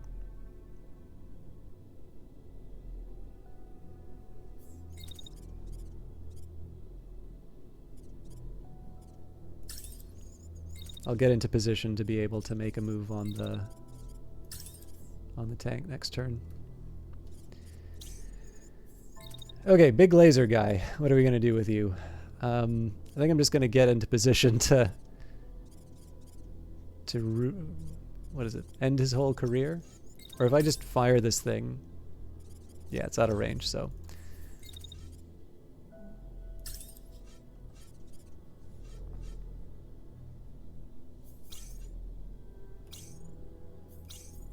This is a bit of a weird turn, but I don't hate where it's going. So let's see how it turns out. first thing we're going to do is see what happens to the missiles on this guy. Bonk.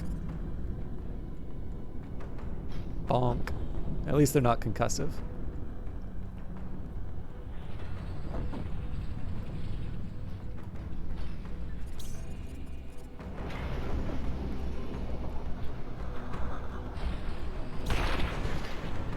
Okay, so that's hitting the side of the building.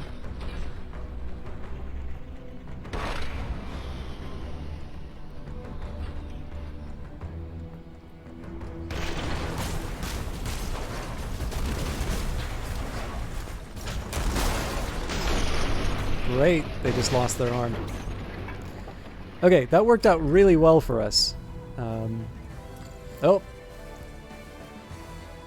Hear that? Even the game thinks I'm doing a good job.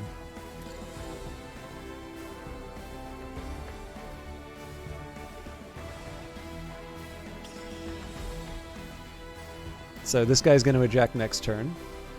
We were able to preserve this unit, so they'll be hopefully moving in to finish off the tank. And then we just need to sort of finish off some... That's weird that that's not still replaying. But yeah, we just need to wrap up the work on the tank here, so... So first thing we got to see is who are they attacking? So it looks like they are making a move on my... now that's a bit of a worry. That's actually a good range for them too. So maybe we... Ooh.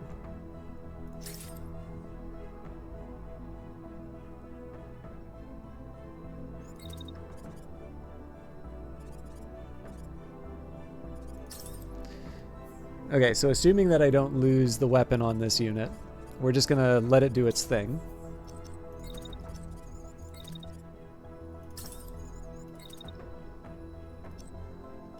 I cannot believe how long it takes this unit to move anywhere.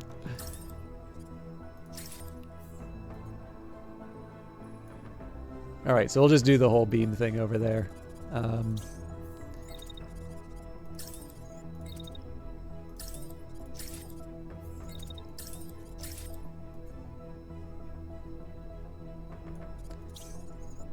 I'm assuming... Actually, let's also tip the scales in favor of the melee unit, just in case.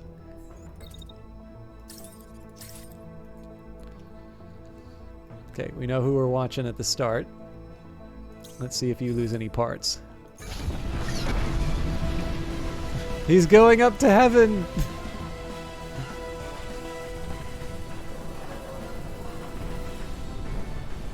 Hey, look at that dodge.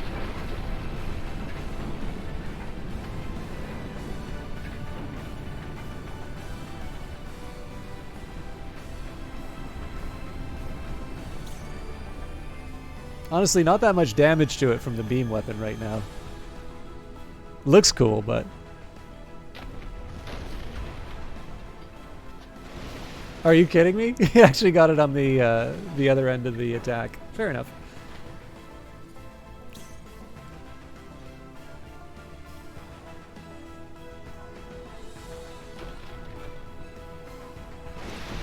Alright, they're out. Great.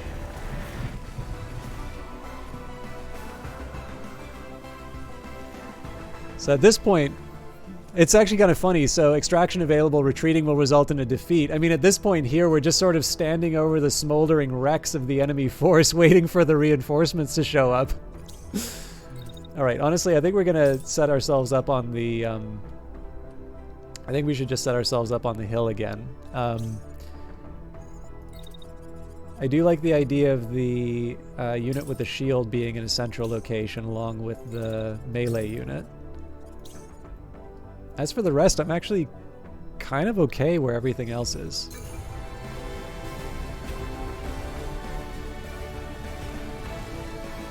I really want to know what caused this.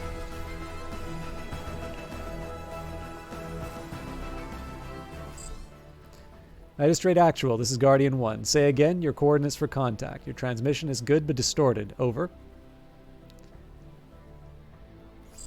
Guardian 1, they're at the base. Requesting immediate assistance. Over. Who's talking to these guys? At this point, like I do love it when we have a good round like this, because like at this point we're just kind of looking at the Phantom Brigade, just kind of looking at their watches, waiting for the reinforcements to show up.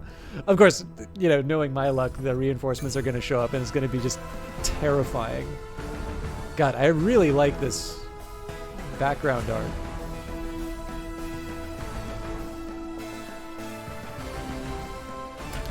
We're just going to hit replay so you can enjoy this part of the song.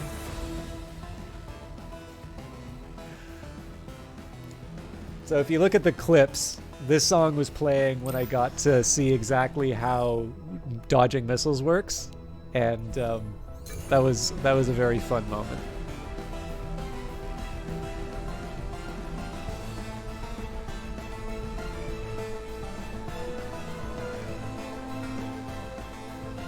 There we go. Reinforcements are imminent. So, do we see him deploying? Nope. There you are. Guardian 1 on site, engaging enemy rebels. Sorry, rebel elements. Okay, so this placement is less than ideal. Appreciated, Guardian 1. Coordinating firing arcs with you. Out. Oh. Music's gotten less optimistic. I consider that a personal affront. I'm confident. Why isn't the music confident?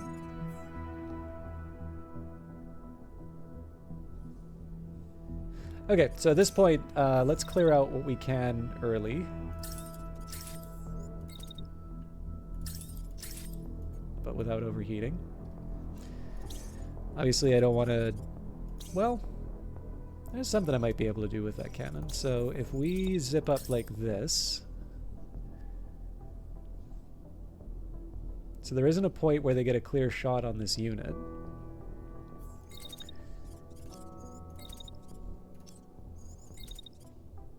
Nah, it takes too long though. So here's what I'm going to do instead. We're finally going to make use of the missiles.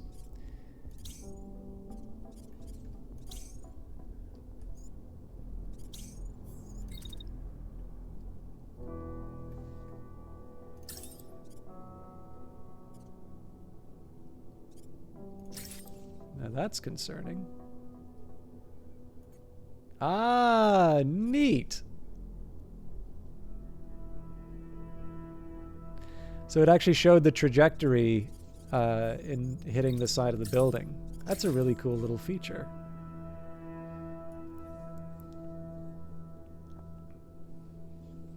So at this point here, I'm really just waiting for the enemy to kind of get into a closer range, right? It's weird to have the shotgun unit be the one that's sort of leading the charge.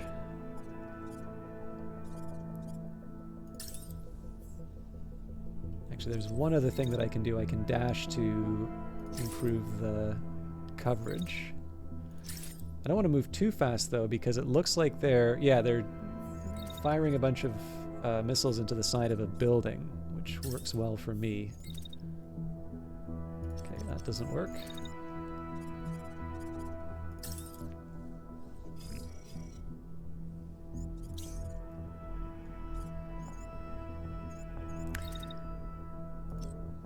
Now, at this point, I think I kind of need to dash to make some progress. So we'll be ready for next turn.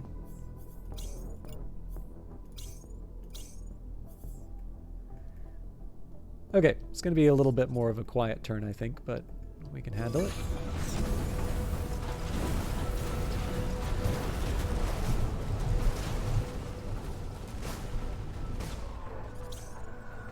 Okay, not enough to seal the deal, it looks like. I do kind of want to see how that... Yeah, so that looks like they took some damage off of their own attack. Okay, so first things first, let's give them the welcome beam. The hello cannon.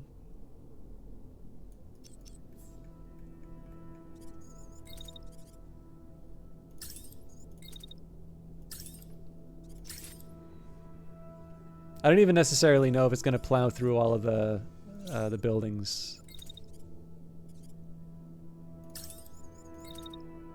Now, this is going to get very uncomfortable for the unit with the assault rifle. So what I'm actually going to have to do here is just sort of like run to the other side to make sure that the beam doesn't get me.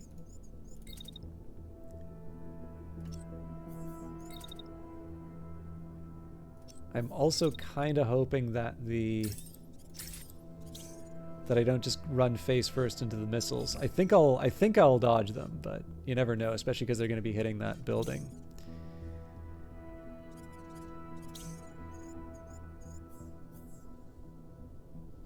Okay, everybody's ignoring the shotgun unit that's standing right in front of them. So, we'll do what we can damage-wise, but I don't have a lot to work with. And unfortunately, this unit's still kind of trying to suppress this, my melee unit, so we're just going to use it as a missile platform.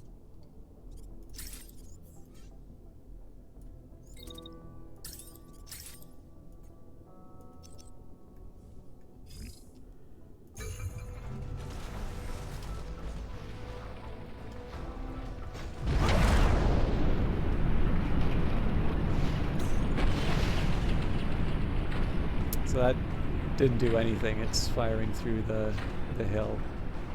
I don't think we're going to do any damage to the enemies this time. Well, missiles are coming in.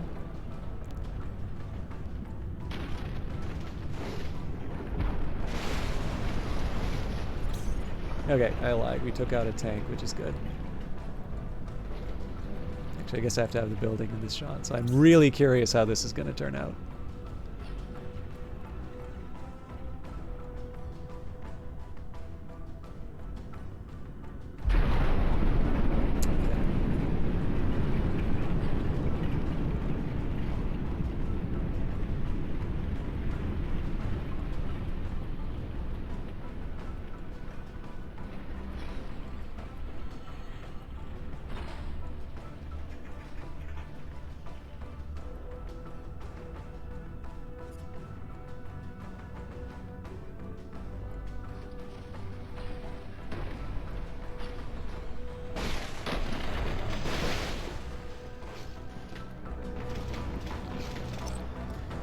All right, probably a much more dramatic slow-mo than it needed to be, but...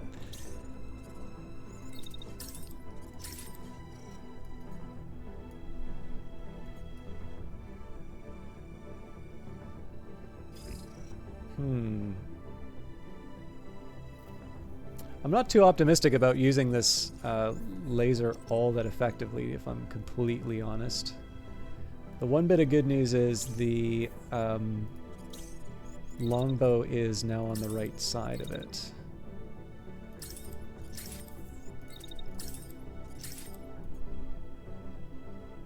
So we'll deliver shots to the back on this unit.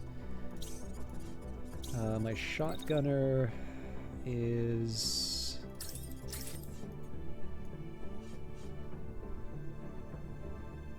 Probably shouldn't have to worry that much about the shotgunner, to be honest. But this unit definitely needs to go somewhere. So, and man, they really love that. Okay. So I'm curious if I can't really move closer without this attack coming. So we'll wait for the cannon to do its thing. It's actually been kind of drilling through for a while now, so I should be a little careful.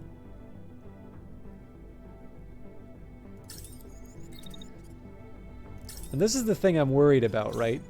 So it's going to fire, and it's basically done by the time I'm starting to move.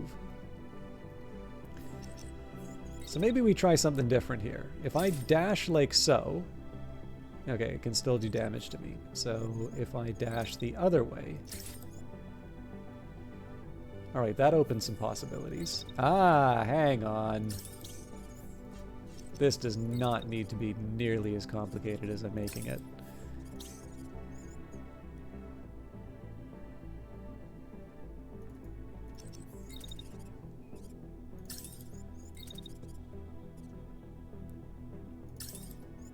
Mwah, you think you can fire missiles at me, do you?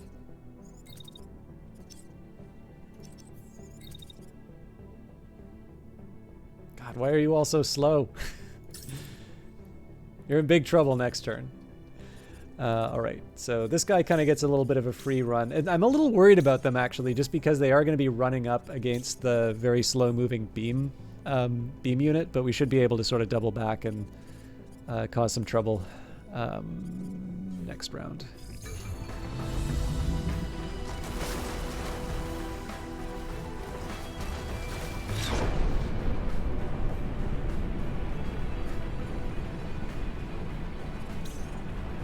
Oh, pilot's concussed, so this is completely wasted.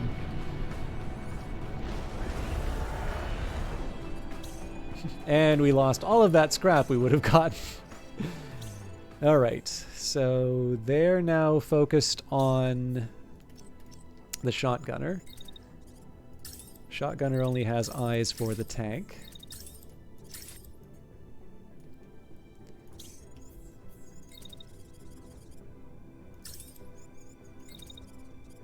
Ooh, that is a narrow path. We got it, though.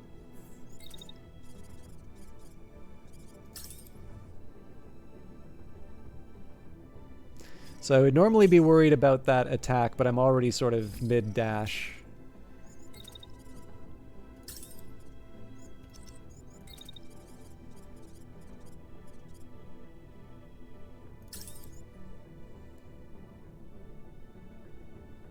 Maybe at the end of the turn I fire on this unit. The only thing I'm worried about is friendly fire on the home guard unit.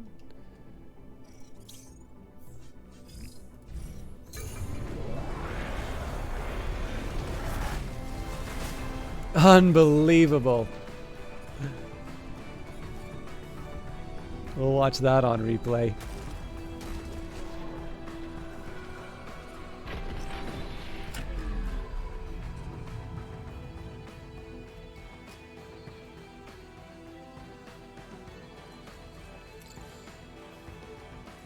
That sure doesn't feel like slow motion.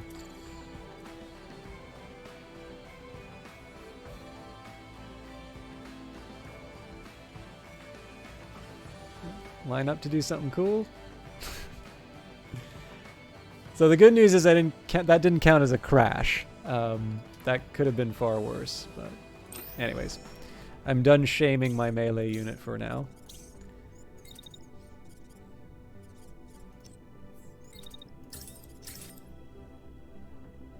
This is a chance for me to hit them in the back again, so I'm just going to stand and fire as often as I can until I run out of heat.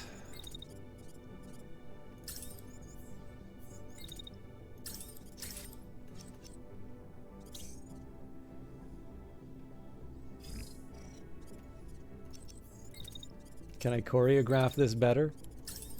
So at the end of the turn I...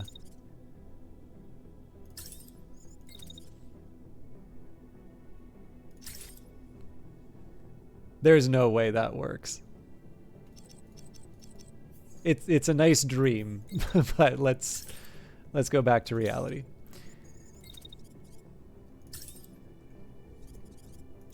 And they are attacking the unit with the beam. Beam unit can sort of dash back for a start. Yeah, it works for me.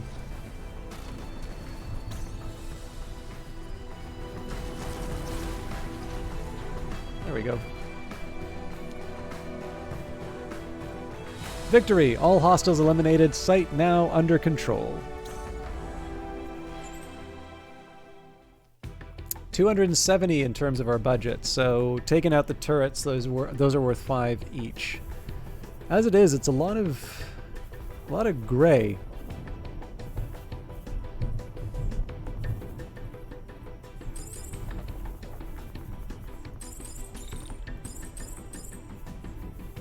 So that's 105 for free. So if I go for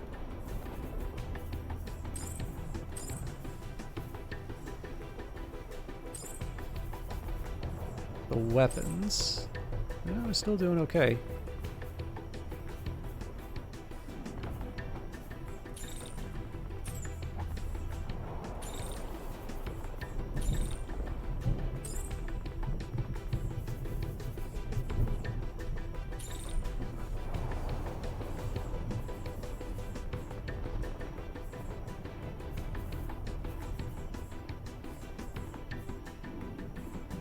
was trying to decide what the... Okay, that's up to 75 now.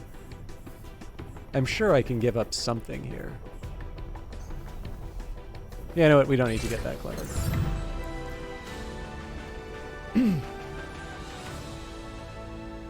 Province liberated. Thanks to your efforts, the enemy was driven out of the contested province. Resistance forces will hold it from here on out. Liberation. Word of victory brings contagious joy. Even your most stoic mechanic breaks into a teary grin upon your return from battle. When one of your pilots does a celebratory shuffle in their mech, giant metal feet scraping across the earth, you don't even have the heart to lecture them. You know the war will be tough, and that some of your crew are so young. You let their relieved laughter wash over you, pressure valve released. Ahead there may be grim days. For now, in this moment, there is hope. Free Headmark. In the days following the victory at the base, celebrations erupt across the province. The Brigade is offered a special place in a small village parade. Your mechs leading a procession of farm trucks and horses. There seems no end to the gifts of farm-fresh homemade treats. Your sweet tooth pilot can't bring themselves to turn down a single cobbler or strudel, and will almost certainly be contentedly ill by night's end. I know that feeling. The villagers want to know how the Brigade story. The villagers want to know the Brigade stories, who your families are, and what provinces you call home. Just as they're not the only people to save, you're more than. Just as they're not only people to save, you're more than just soldiers. The people you fought for. I like that. All right. With Headmark secure, you can now advance into the next province.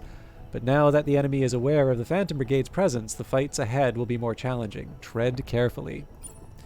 Patrols. Patrols roaming the provinces ahead will pursue and engage you on sight. While not formidable, patrols are not always worth engaging. Consider upgrading the base to outrun, stun, or outmaneuver them. The escalation level rises with every attack and every hour spent in hostile territory. As the level increases, fights will be more difficult. Consider retreating to Headmark to lay low and resupply if things get too hectic. How you proceed next is up to you. Invest resources into upgrading the base or into building more mechs. Contest the province immediately or explore sites like the workshop first. There are many paths to victory. There is a side of me that wants to go just straight to the capital and see what happens, but I'm not that confident or that foolish. So, I think the first thing I want to do is see if I can build a mech frame.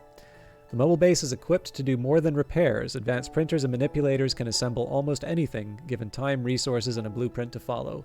Build additional mechs to expand your squad and raid enemy convoys to acquire additional blueprints. So that's 10 hours it's going to take to build. We don't really have anything else after doing that, but I think adding more mechs is the way to go. So I think the way I'm going to handle this is until we have a full squad of 4, we're not going to contest the province. What I can do instead is I can focus maybe on... Oh, that's interesting. We don't get to overdrive at the start. That's a neat little challenge.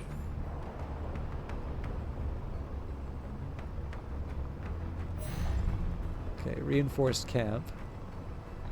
That's a 70 difficulty versus our 59. I don't know, it's the first target though, so let's go for it. So presumably they're going to send out a patrol after us.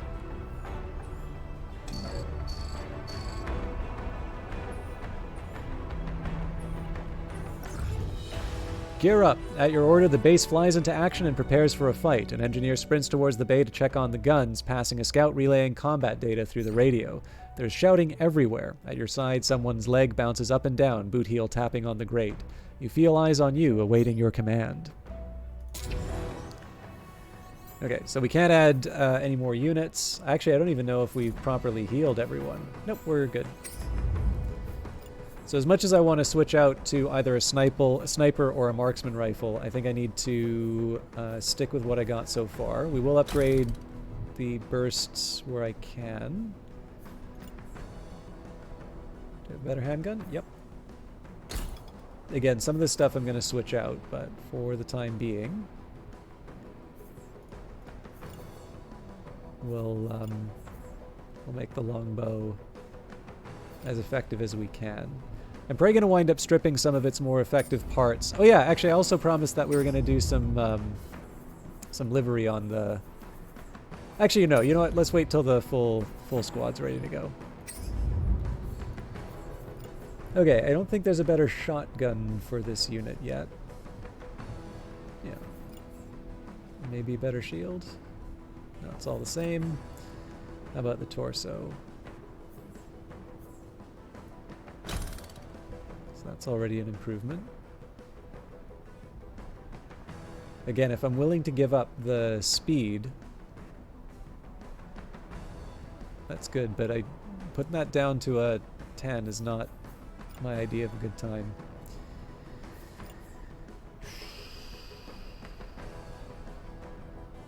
Yep, we're sort of stuck with what we got right now. That's fine. So what are we up against here? Reinforcements. We were up against the army, 3 units, and... Blitz. You've been cut off from the mobile base. The hostiles have called for reinforcements. Time is of the essence. Okay, so it's probably 2 tanks, 2 mechs, and then 1 mech on the reinforcements. We're also going to have a little bit of a journey to where the enemies are.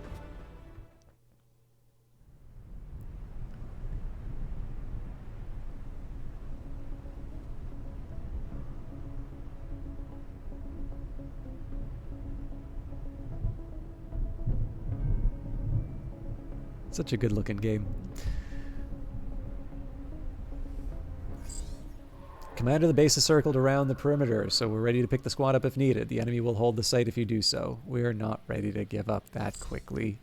Getting negative IFF code. We've got hostiles in range. Engage at will. Reinforcements should be coming soon. Alright. So we've got enemy turrets. No generators, so these are things we'd have to take out if we're concerned about them. So this unit's got a cannon. That's a worry. They are going after my unit with a big shield, though, so that's a little bit of a bonus.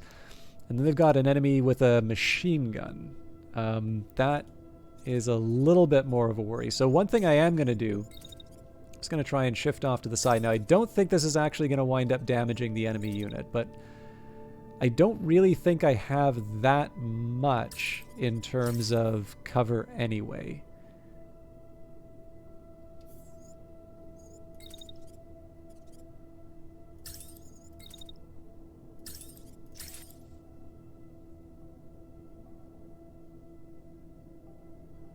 Yeah, so basically the duration, if there's going to be an attack that comes onto the tank, that'll happen.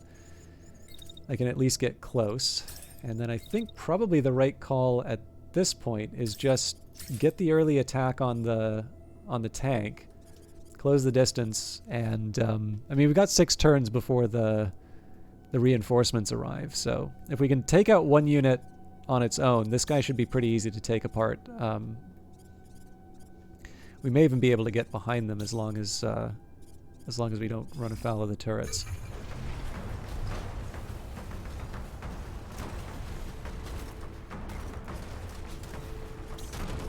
Shield's doing its job. Okay. Tank pilot's already concussed.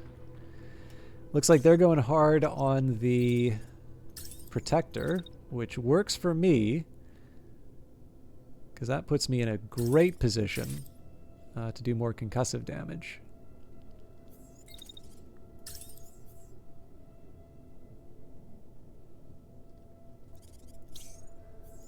The question here is really about getting the right angle. So again, we want to do as much damage as we can on the back with our concussive weapons. Everything else is sort of a secondary consideration. So yeah, like all of this stuff here, I'm not going to do, because what really counts are these 2 concussive shots into the back of this enemy. Now they may turn around and use the machine gun on me, at which point we hide behind the building and then we move our own unit back out front. But if we can get a concussive shot on this guy, we're probably going to wind up with a pretty good weapon for our next mech.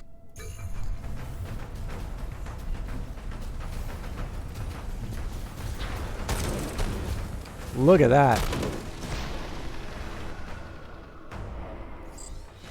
Rebel units eliminated the garrison, requiring updated tactical plans.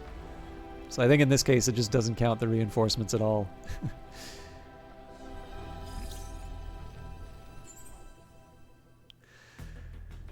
Alright, so I overestimated what we would be getting from that mech, but obviously that was a great round for us. We gave up a little bit of integrity on the shield, and in exchange we get like everything. Actually, we have a bonus left for budget. Excuse me. What are we doing for time? Well, that's true, Immortal Velity, except for the fact that the last mission we went on, we actually had to wait like 3 or 4 turns for the for the enemy reinforcements to show up. Light armor projects. It looks like these units were transporting light armor projects. Light armor sets have less integrity than medium armor, but they're lighter, meaning they dissipate more heat and allow a unit to move faster. Use these projects in the workshop to create armor sets.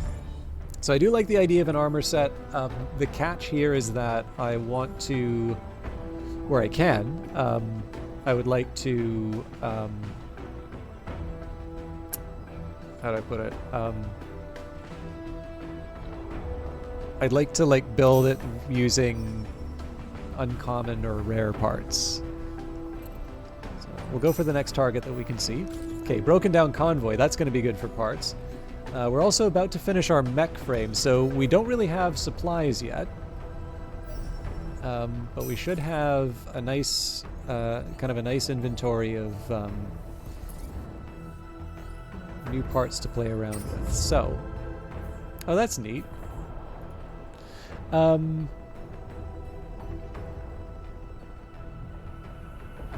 Chat, this is going to be an assault-focused... this is going to be an assault-focused unit. It's actually going to wind up replacing the longbow at some point, so...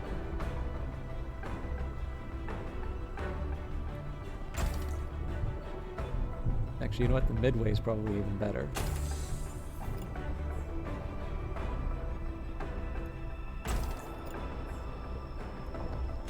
I'm just going to equip this with level 1 stuff so that we can get the upgrades.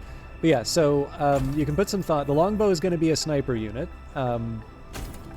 But for those of you who would like to name something, feel free to give me name suggestions with for the assault rifle focused mobile mech. If you'd just like to be named after a pilot, you can mention that too, but I don't think I'm quite ready to do that yet.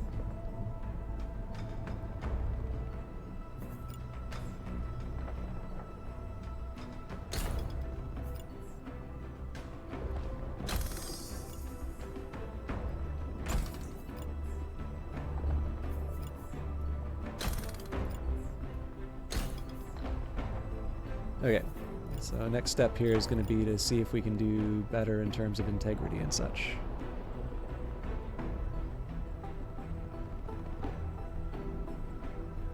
Bob the Builder. We gotta call it a mech name. Like I can just, I do have the option of, actually I really like Falconer. I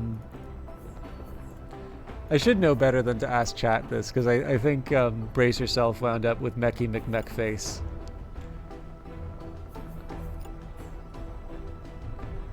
If any of you go for that, by the way, I am vetoing it. What about the other 4 Johnnies?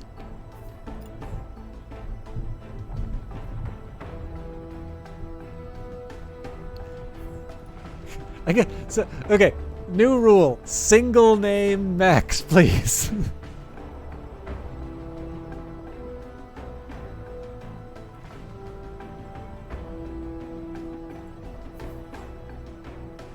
Although, out of curiosity,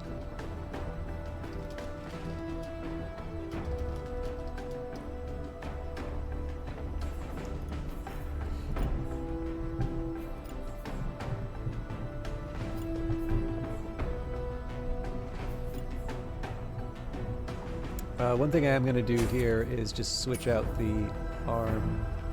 Actually, no, this guy's going to be in the middle of the fight, so we can give him a better arm.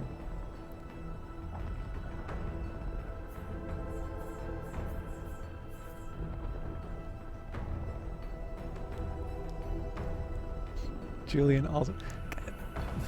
I really appreciate the chat presentation, but you realize this is a mech, right? Like the other ones that we have are called the longbow and the protector. Like I do like the idea of the herald or the hierophant, if you wanna call it something fancy.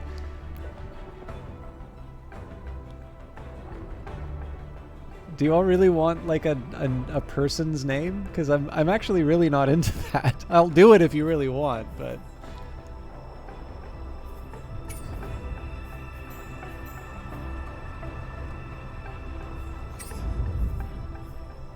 Okay, while we figure that out, let's do better for, the Nox 2M. Just a second here. No, the Elbrus is still better.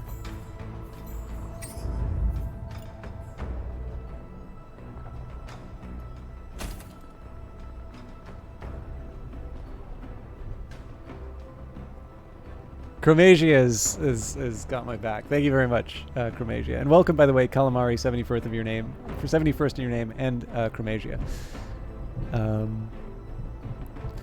I'll get rid of the 6, but okay, I'm happy that someone else likes Herald.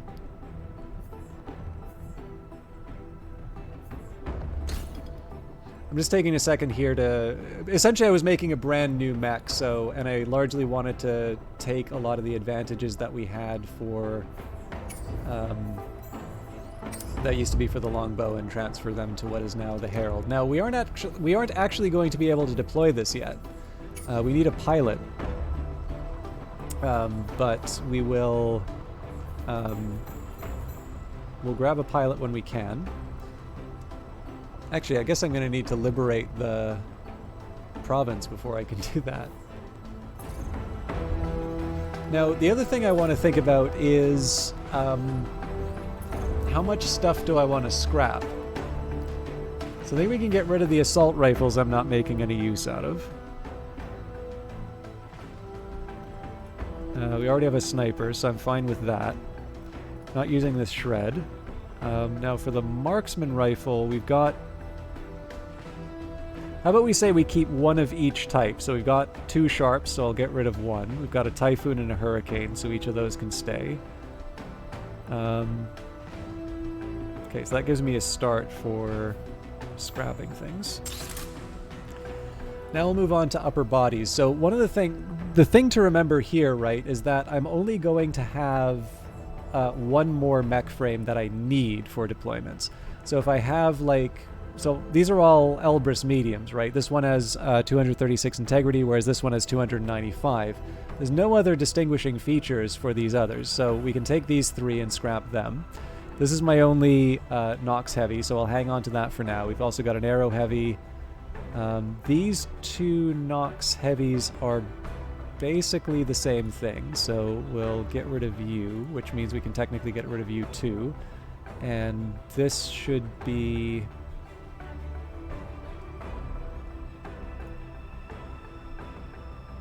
I feel like the level 1 version of this... Yeah, so if we prefer this one to this one, then we should prefer this one to this one.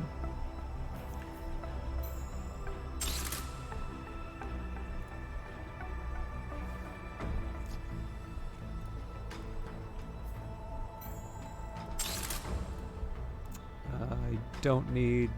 Now, I may need a shield, so I'm going to hang on to most of these. Or not most of them, but I'll hang on to the tower and the firewall.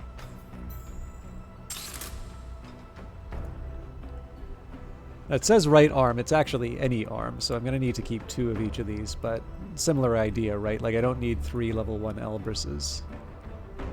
So I'm going to get rid of that. A lot of Nox 3Hs, they're all heavy, so we'll just go for the...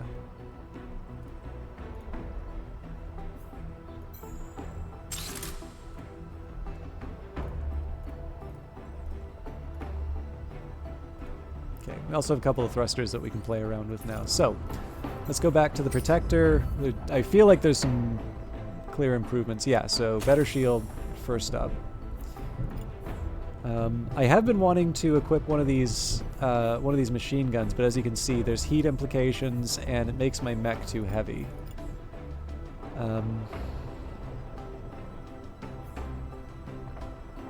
I will eventually get the courage to give this thing the heavy torso, but the problem is again, I don't have, like, the thruster is fused to it, and unless we have a better reactor to give this thing more power, I'm not entirely sure it covers me for what I need. Well, okay, there's one other thing I'll take a look at. So the shred right now gives me 10 concussive damage, 329 in terms of attack, and then if I can get it in front of a building, it just demolishes anything it's in front of. So if I give it the hurricane, better kinetic damage, absolutely no impact damage or concussive. Typhoon has got better concussive damage, better kinetic, worse on heat generation. Oh, interesting. Okay, I'm actually going to try and put a Typhoon on this one. So now I've got two sort of medium range attacks, but I kind of prefer that to the... I think I prefer that to the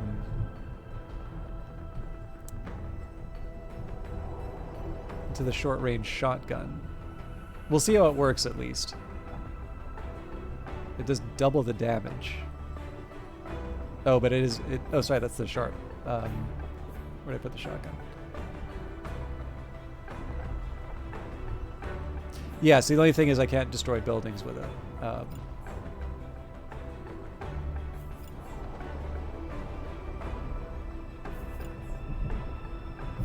Okay, I'm pretty happy with where we are with that. Now, after we've scrapped everything, do I have enough for a mech frame? No. Oh, hang on. No, we do, but I don't have enough space in the workshop. Oh, and we do have 4 pilots. Okay, so Foxtrot and Tango are available. So now we're going to start doing some upgrades. You can spend resources to expand the capabilities of the mobile base in many different ways. Abilities to cloak the base, to outrun the enemy, or to outright stun them are but a few of the options available through upgrading. Okay, first thing I got to do is get more space. So optimized storage will take 800 supplies. Well, I know what we're putting on our wish list. Reactor would be good. Like, it's nice to unlock all of this other stuff, but in this case, optimized storage is my priority right now. We are at least going to be able to bring a third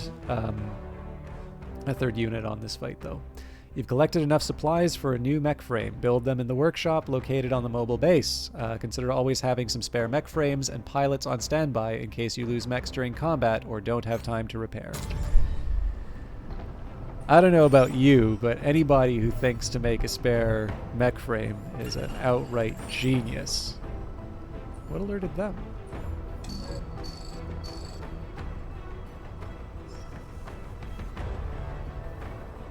They must be reinvestigating the camp. Broken down convoy. We intercepted a distress call from a nearby enemy convoy carrying valuable supplies. They are broken down and awaiting repairs, vulnerable to attack. Alright. The Herald joins the fight. Foxtrot is calm? So we've got a raid. Ambush an enemy convoy, take as much cargo as possible, and retreat before potential reinforcements arrive. Can be accomplished with 1 or 2 mechs. So we are going to have a pretty easy time here. Looks like 2 mechs, 2 tanks. There's actually only one, there's really only one thing for me to pick up, but we'll probably go for the extra scrap by clearing everything out. And like I said, we've now changed to a medium to long range group. So I do want to be a bit careful in terms of what I'm taking for granted. How you doing, Joshy, man?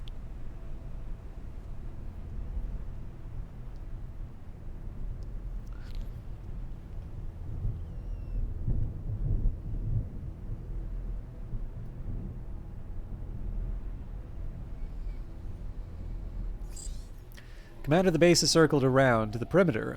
We're ready to pick the squad up if needed. The enemy will hold the site if you do so. I mean, I'm a big fan of it, Clown Lotion. Oh, sorry. Rebel unit sighted, requesting immediate reinforcements. Let's make this quick. I do feel, so I said it at the start, but I feel like when people are commenting on it, especially later on in the stream, I was given a key by the developer for promotional purposes. I've been playing since early access. I would say a lot of people compared it to Frozen Synapse, and I'm actually not sure how many people on the team had played it before.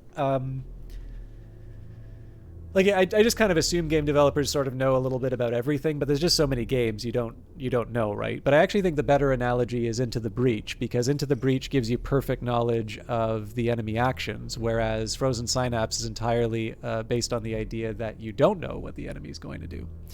The big features on this for sure are the cinematics. So like if you want an idea of what it's like to play the game, other than watching me play it, of course, the real heart of this thing is that you spend the time planning out the turn, and then when you hit execute, you're like treated to this really great cinematic view of what you've done.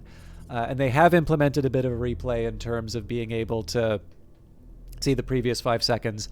A lot of people really, really want a full replay. I want a full replay. I think the developers know everybody wants a full replay. But the thing is, everything is simulated in this game. And so the idea of being able to hold all of the information to be able to do a replay is the thing that's actually keeping them from being able to implement that.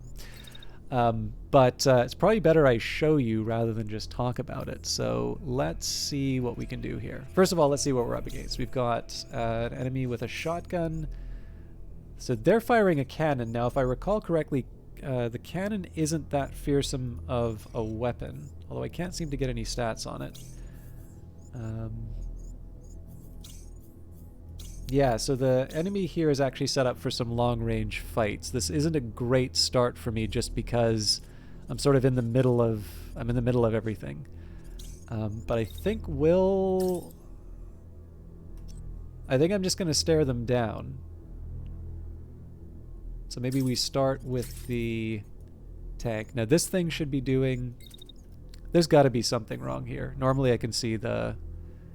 Well, actually, maybe they just changed the feature for release. Anyways. I figure I can get a shot on the tank. Hopefully that'll be enough to take it out. We don't know for sure, though. They do seem to be running while they're firing their cannon, so I'm not sure how effective that attack's going to be. But more importantly, too, you can see that it's outside the optimal range, so I don't have that much to fear from it. So, because this unit's attacking me with its shotgun, I want to give myself a little bit of distance.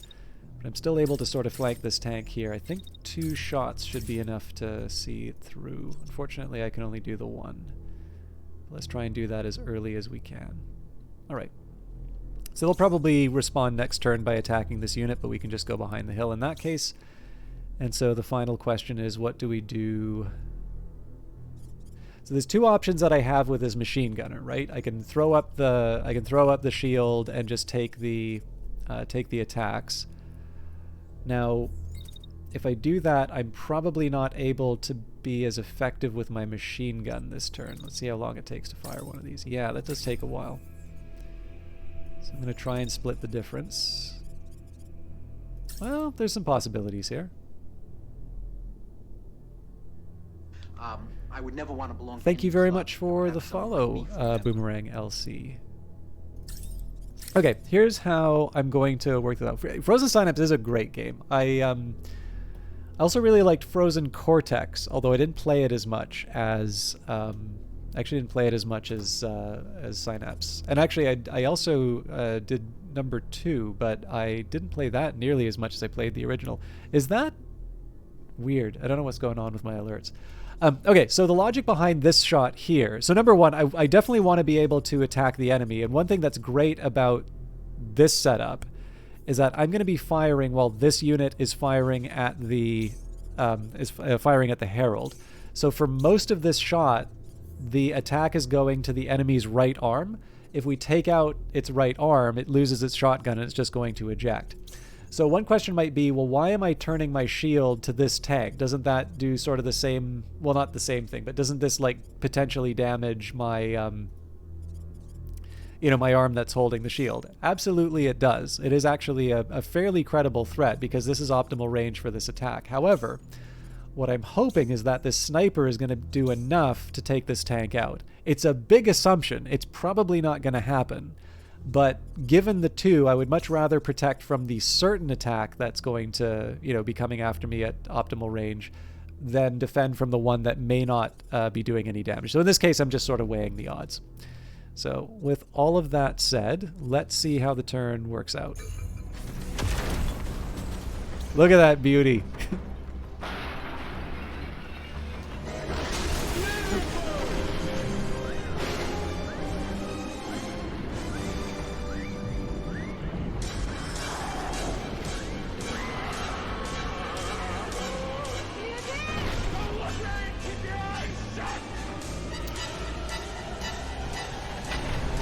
And Boomerang LC, you must let me know what part of the sales pitch took you from follower to Prime subscriber in such a short period of time. But thank you very much for that support as well. It is very much appreciated. I'm glad you're having a good time. Or at the very least, that you had a Prime that you weren't giving to anybody else and you took pity on this poor little streamer. So thank you for that. All right, so I wanted to sort of see how this shot worked out. Looks like we didn't actually do that much damage to their arm, which is a bit surprising.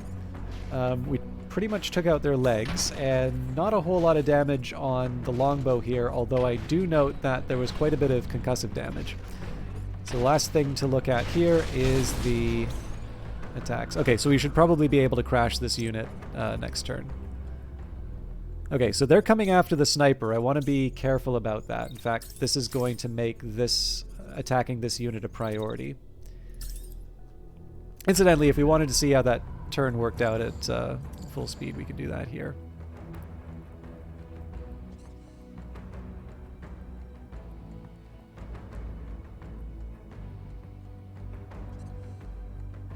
So interestingly enough, it doesn't even seem like the cannon hit the unit.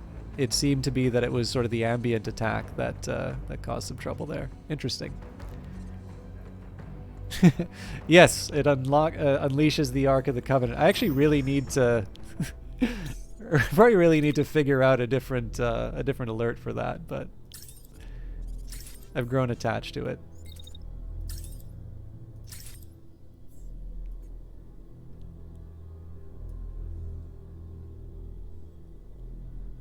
So I think we're just going to keep delivering shots on the enemy unit here.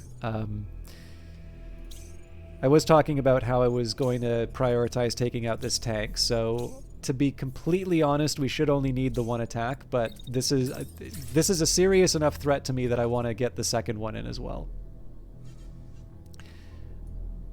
But the next move is going to be the really clever one. Well, okay, not this. This is, I'm just setting up to attack them from behind. But so what I can do here is I can throw up my shield.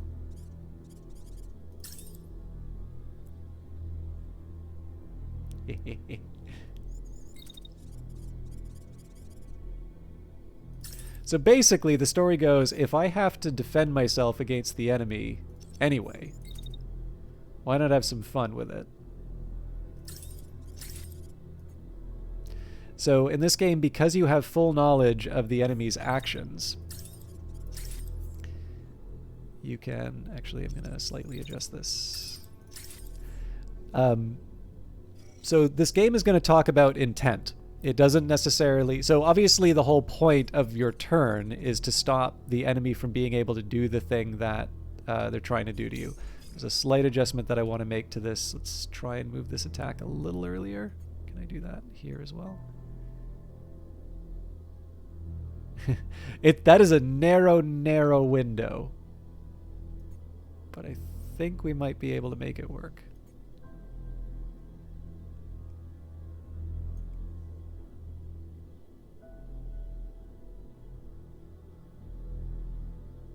Okay, so what am I trying to do this turn? I'm trying to take out this tank so that it doesn't hurt my sniper. My sniper is going to be focusing on the enemy sniper. I'm not actually attacking with the machine gun with this unit. It's waiting just before or just after this unit's done attacking. But the whole point of this move is to try and make it so that this unit that's attacking me here and this unit that's attacking me basically my shield's up protecting me, while simultaneously they're directing their fire towards their own unit. And then, like I said, I'm moving this unit back, so if I can get some shots to the back of this unit, so much the better. If this unit's still standing, I won't redirect my attention towards this tank. It's not that big of a worry, but it is, like, this is a pretty decent vantage point, so it does still threaten my units, but I figure taking out the mechs is the higher priority. Anyways, enough talk. Let's see how this turn worked out. Okay, so he's down. So you can see the damage happening already.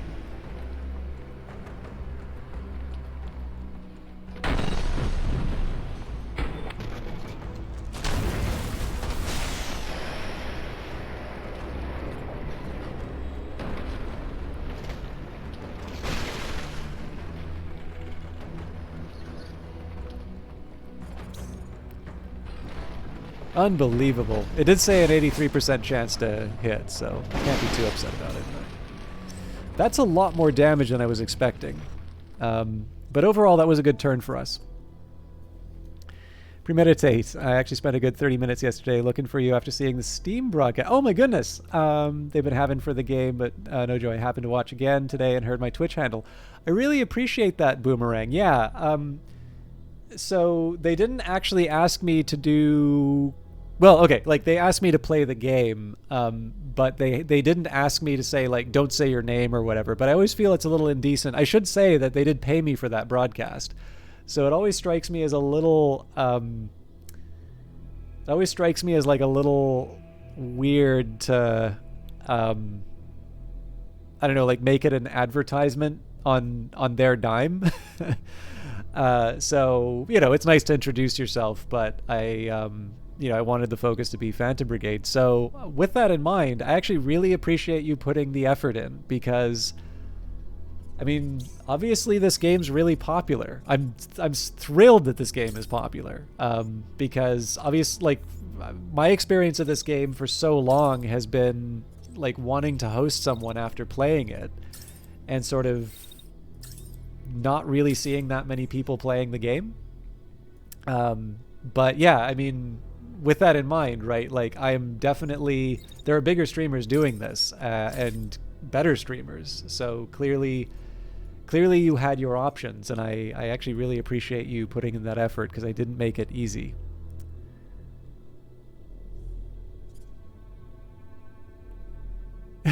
Well, you couldn't have known, right? That's my fault for not being a little more professional with my advertisements. For being a little not being a little more professional with my alerts. I got to figure out something else for alerts, but really appreciate that. Yeah, Joshy, man. I mean, as soon as they gave us the freedom to, you know, to write whatever we wanted in the tags, I figured I'd have a little fun with it. Okay, let's think about what we're trying to do this turn. So they are finishing their shotgun attack on me, but they're not actually doing anything else. So we actually get to do the same trick that we did last time. We know the tank is coming after me, so I just need to put myself in a position to cause some friendly fire. Might be better if I do this.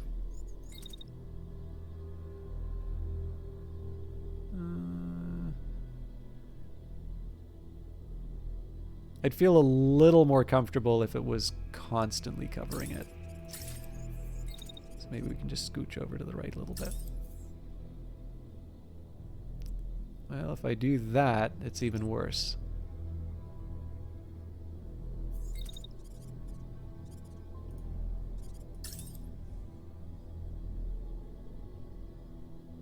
Alright, I can live with that.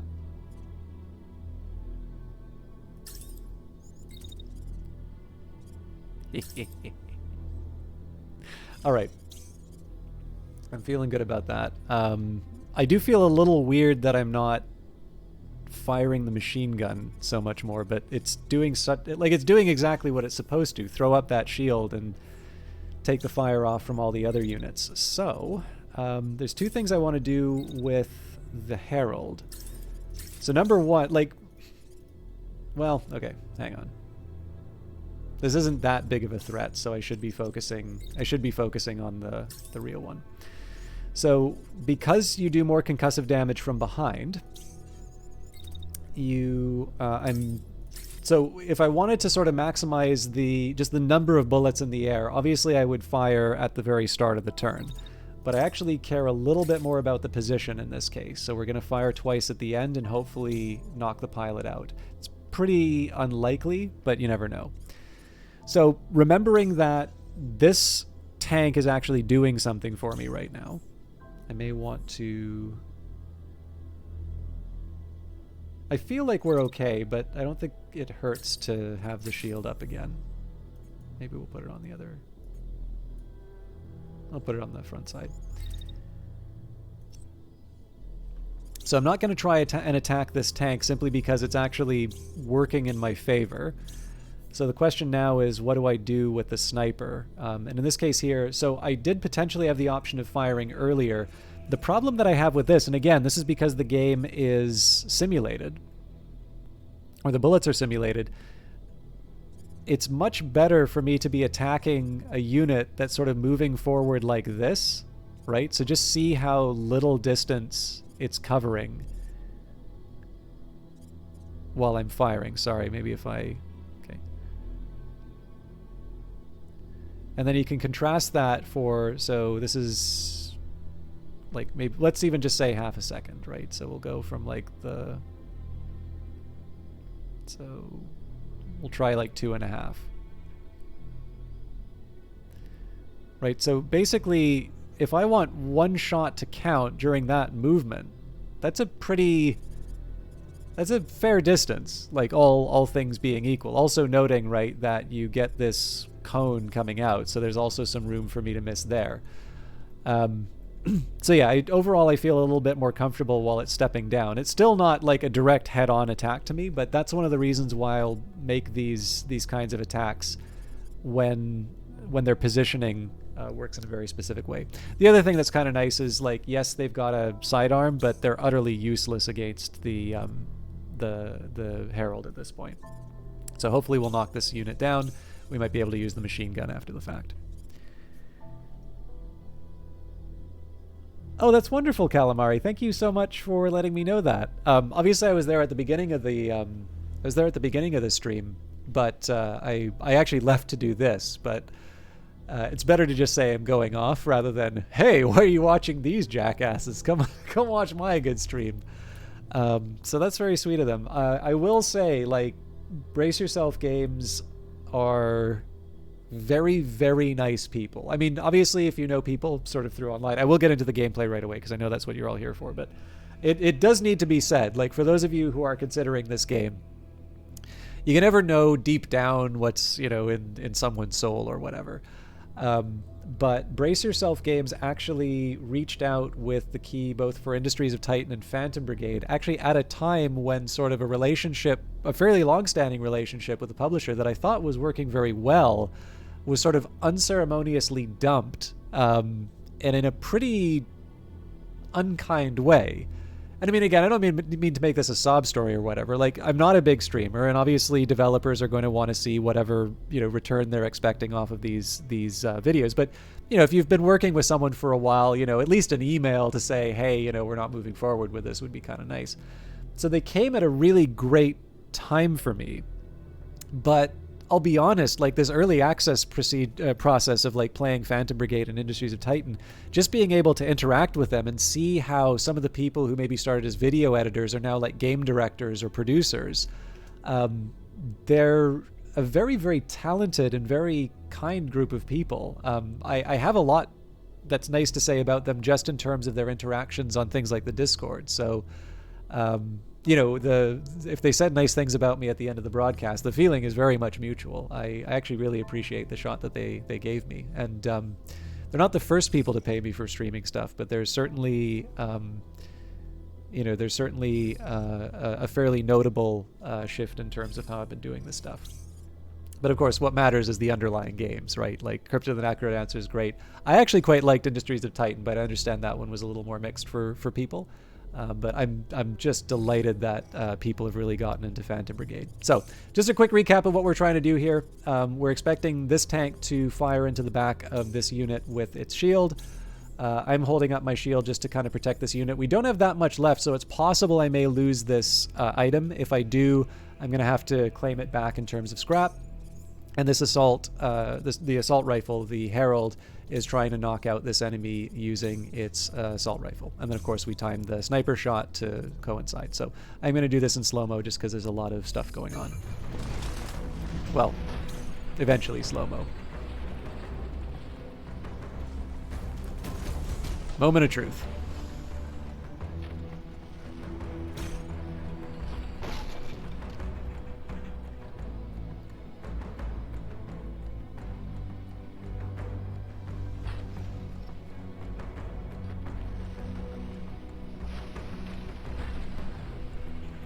Okay, so that one came through.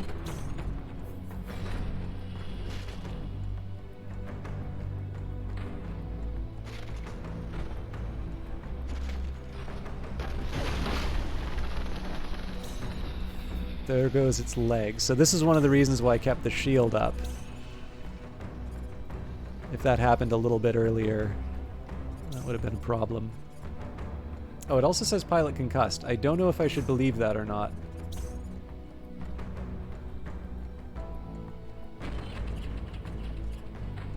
I probably should have fired a little earlier.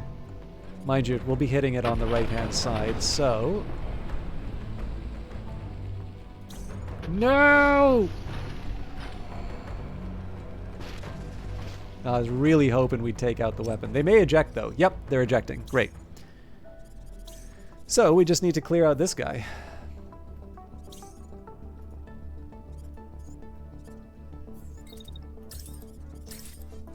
It's a stationary target, so...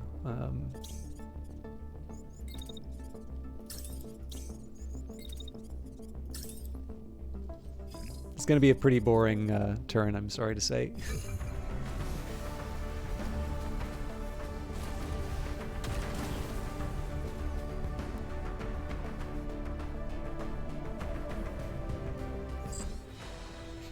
So clearly we don't need to worry about picking up the item, but I don't know. I always like claiming the objective just in case.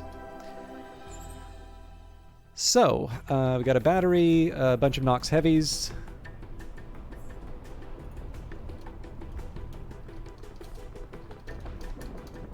I saw a... I did see some drop frames there, so... Okay, cool. Thanks, guys. I just saw Joshy Man say no, so I was worried... It perfectly coincided with...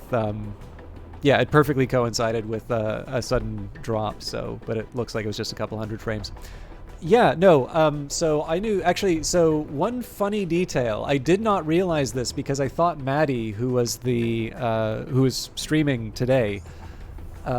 Maddie was, I believe, originally the communications manager, and I had always assumed was a very long-term employee at Brace Yourself, but as it turns out, her first day at Brace Yourself was when Industries of Titan went into early access. And that Industries of Titan was also the first game that I sort of streamed for. It was kind of the beginning of this lovely journey with them that has resulted in me playing Phantom Brigade for you right now. So it would be wrong to say we started at the same time because, of course, Maddie is employed. And, well, not to suggest I don't have a job, but, like, my job has nothing to do with gaming. But on top of that, so in addition to just, you know, having the wonderful experience of being able to interact with our community team, Maddie's since moved up to communications director, and of course, Brace Yourself is now becoming a publisher. So, Super Raft, what is it? Super Raft Boat Together, Godless, and is it Cobalt Blue is the new one? Anyways, they've been announcing a bunch of new games that they're publishing, and from what I understand, a lot of her responsibilities are attached to that. And of course, that's allowed me to see Demi, the new community manager. I even remember when they were putting out that job posting for it. So you're absolutely right, Calamari. Like their team is very engaged. Even the developers, like you'll notice that Adelaide has been, I think, very diplomatically for some of the questions, has been answering questions. And like when people are asking for full replay, I actually think she's done a wonderful job explaining like why in like game A, if you have a full replay, you can't necessarily just assume that that's easy to do in game B being Phantom Brigade. And again, it's specific, like I'm not a Unity maven, but my understanding here effectively is that from the strictest possible in the strictest possible sense, they can recreate a turn. And essentially what they would do is they would just track all of the information, like every microsecond or whatever. And of course, to do that on anything but a development computer, the system requirements essentially become like 64 gigabytes of RAM or whatever. And so I think the question here, and again, they put a lot of effort into getting that first turn replay because they knew that it was something that people wanted. And it's, so far as I can tell, something they're continuing to work on, but I think there's also a very good reason why they've not said we plan on doing this later. Because if it turns out that they can't implement that in a way that is actually practically useful for players, people are only going to remember this promise that was dangled in front of them, and nobody's really going to be able to understand the tremendous technical challenge that's there.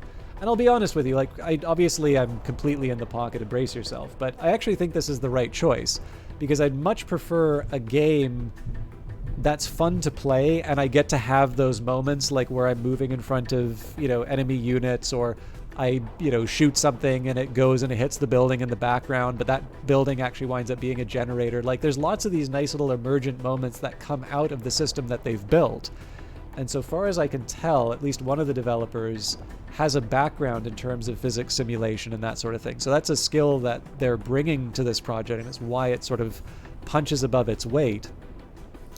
But the catch is that there's a cost for doing it that way. All of this wonderful detail you see in the game comes at the cost of the fact that it may mean we're going to have to wait longer for the full replay in that.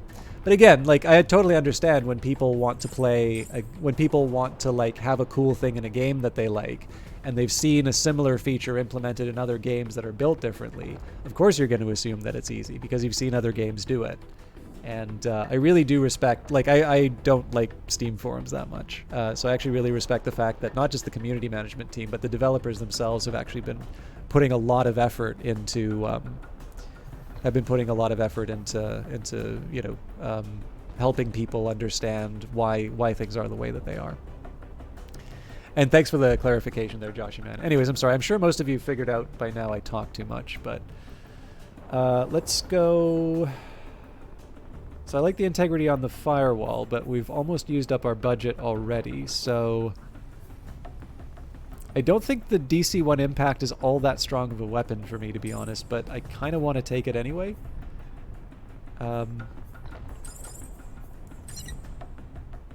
Ooh, decisions. I don't think it's important enough for me to avoid level 3 arrow body.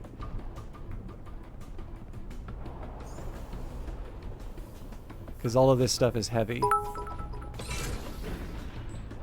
Thank you, Joshy man. That alert doesn't seem to be pausing. Or am I wrong? Nope, that was pausing. Heavy armor. It looks like these units were transporting heavy armor sets. They have more integrity than medium armor, but are heavier, meaning they dissipate less heat and decrease speed. A build that plays to the strengths of such armor can be formidable. I will just mention, actually, I normally go for about 3 hours, and I do have a pretty brutal day ahead of me tomorrow, plus some work that I need to do tonight. But you've all been very nice. Actually, I really appreciate the new names inside of chat. So what I'm going to do here, I'm going to pick a fight. So we've got a reinforced camp because a patrol stopped by. Let's actually try and find a new place to go. Oh, that's right, I can build that back frame, yeah. I would never want to belong to any club. And Calamari, I already said 71st of your name. I do appreciate the follow as well.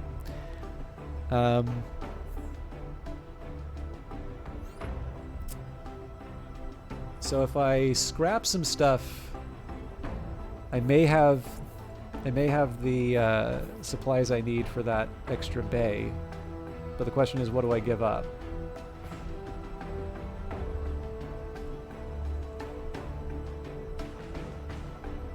We can start with these.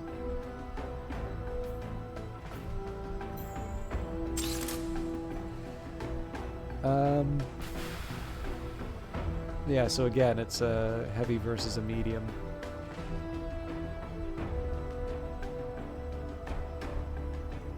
Can probably get rid of this though.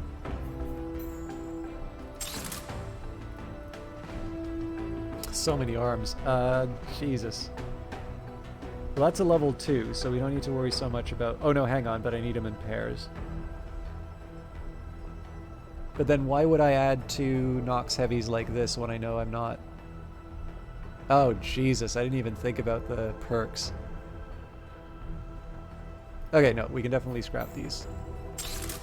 The thing is like, it's one thing for me to build the bay, but I actually also need the mech frame before I can make anything else out of this. So, I don't know, that's a start. So, oh, not the workshop. Upgrades. So, again, I don't have anything but cruise mode. We do eventually want overdrive and stealth, but the biggest thing we need right now is our 4th mech bay. So we're going to use optimized storage, adds 1 extra unit slots by reconfiguring the internal walls of the mobile base. Now, it doesn't hurt to take a look at the rest of the upgrade path. So, for instance, if we had enough, it would take 10 uncommon components and then 1,000 supplies. So this would give me space for 2 more units, but notice that there's a cost to speed. It actually costs 4.5 in terms of the speed. I believe that may be spread over... I believe that's spread over cruise, stealth, and overdrive, so the actual effect will feel smaller. Because if you notice, it's 0.15, so 3 times 15, 45. And I think my base movement would be... Or is it? Oh, it does not say the...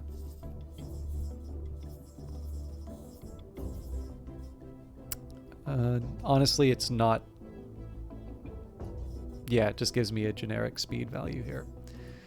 I'm assuming it spreads it over 10, but obviously stealth mode would probably be 5 and overdrive would be 15. But in any case, my general tendency has been not to pursue sort of stacked and maximized storage. And I'll be honest with you, right? Compare... So you want this one because effectively all you're giving up is supplies for it. Maximize storage, you have the ability to... It's not exactly, but basically close to 2 full squads. So if you get completely wiped out and you have to do another battle immediately, you would still be able to... you'd be able to field 3/4 of your strength.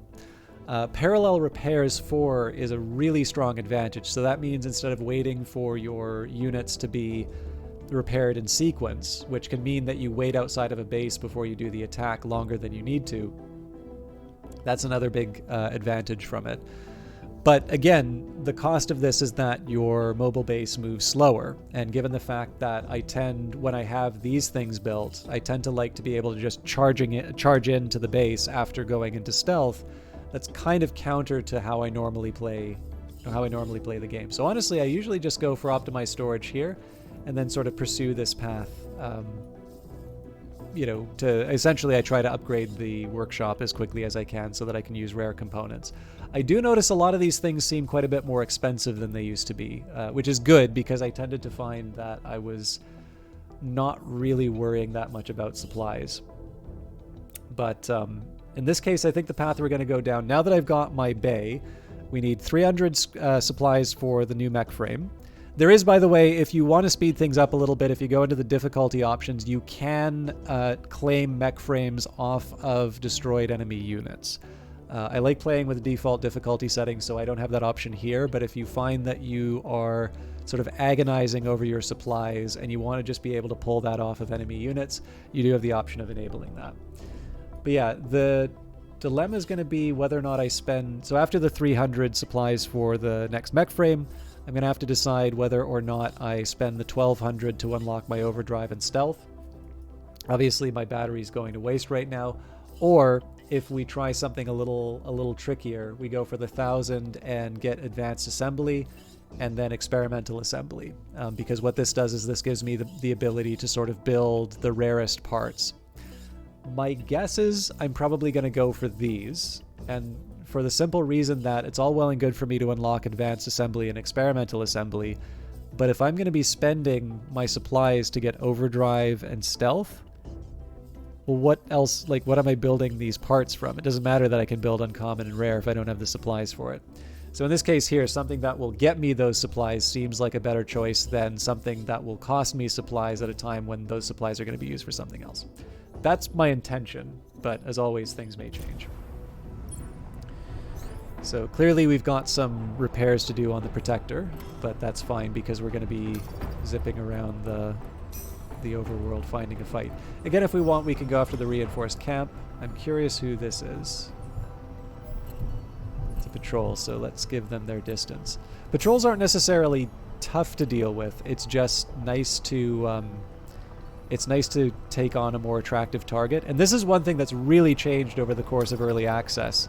I used to kind of just paint the map whatever color, or what, not color. I'd like cover it whatever way I wanted. Okay, that's a base, so we can afford. I wonder, is that a convoy? Oh yeah, they're coming after me, so.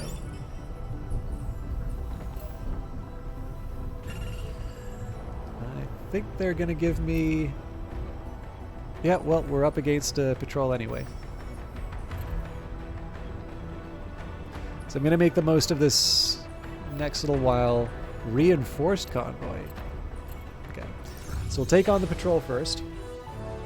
What was I going to say? You know what? I don't even remember. Let's just go into the gear up. At your order, the base flies into action and prepares for a fight. An engineer sprints towards the bay to check on the guns, passing a scout relaying combat data through the radio. There's shouting everywhere. At your side, someone's leg bounces up and down, boot heel tapping on the grate. You feel your eyes on you, awaiting command. Oh, sorry, awaiting your command. So we'll take some time to upgrade the mechs from the items that we found. So again, the main feature here is going to be the unit that's running in and disrupting the enemy lines. Don't think there's too much for me to change. Right now I'm focused on mass or power. So actually there's a really helpful little thing. I think most people can figure this out, but if you take a look at how the lines work, so I think it kind of tells you if you read the tooltip, so how quickly the unit can run, depends on the reactor power counteracting the mass of the unit. Higher power or lower mass can improve this speed. So because this unit's designed to be sort of fighting at medium range, I can afford to make it lighter. If I wanted something sort of charging in with a shield, then I would want to have a heavy mech. But if you notice here, there's lines in terms of the things that are affecting, like the things that are interacting to give you certain stats. So here you have mass and power combining to give you your speed, and then you have mass and thrust combining to give you your dash. So that's just a nice little visual that they added. But yeah, and in this case here, I'm really looking for power or mass, because I want this unit to be able to zip around the battlefield and do whatever it can to hit the enemy. No new components, so we're good there. These are better legs, and I think because this unit is going to be sort of running around in the middle, it doesn't hurt to protect them a bit. This might also be good on the Protector, but the Protector still has the shield. So we're good there. I'm not going to worry about the left arm quite yet because I care about the right arm first. Better heat dissipation, but I don't think that's critical. Yeah, 0.2 improvement to heat dissipation, and I cut my my arm's integrity to less than half. Doesn't sound like a good deal to me. This is lighter though. Let's give you the better arm. I may switch out this Elbrus arm, but I want to make sure that the good arms are given to my other units as well. So the Protector is going to be the next one that's most likely to be taking some damage. I'm reasonably happy with the Typhoon, so we'll keep that where it is. No better shield. Also, what's the current? 644, yeah, so we were good to scrap the old one. Don't think there's any new torsos I care about. I am reluctant to bring this down to like 10 or 11 in terms of its speed. I definitely feel like one of the big problems for my heavier mechs is the mobility. So eventually what I'm going to want to do is switch out the generator, but we don't have any spare generators right now. So these are an improvement for its legs. That's good. So this is the skinny arm. So this is the sort of thing that I might be willing to switch out in terms of the arm. And again, the logic here is that the arm is already protected by the shield. There is a limit to how much I'm willing to do that though. So this thing currently has 169. Well, this would only be 158, so this would help me out with speed a little bit. It would help with a heat dissipation, although maybe heat dissipation isn't that big of a deal. The alternative is to go for a heavier arm. Yeah, you know what, we'll wait, we'll reserve that for a second. Okay, I might do something with that arrow. We'll take a look at the longbow. Again, right arms are sort of the priority first. Not much to go with here. Better legs, though. So this is not a bad argument for the Elbrus, given the fact that I would want my sniper to be able to zip around the battlefield. Mind you, they don't have the same heat problems.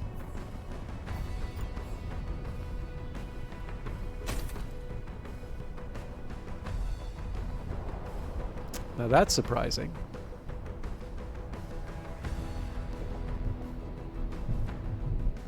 Hang on a second. I just want to make sure this isn't an upgrade for the Herald that I... No, it's fine. Okay.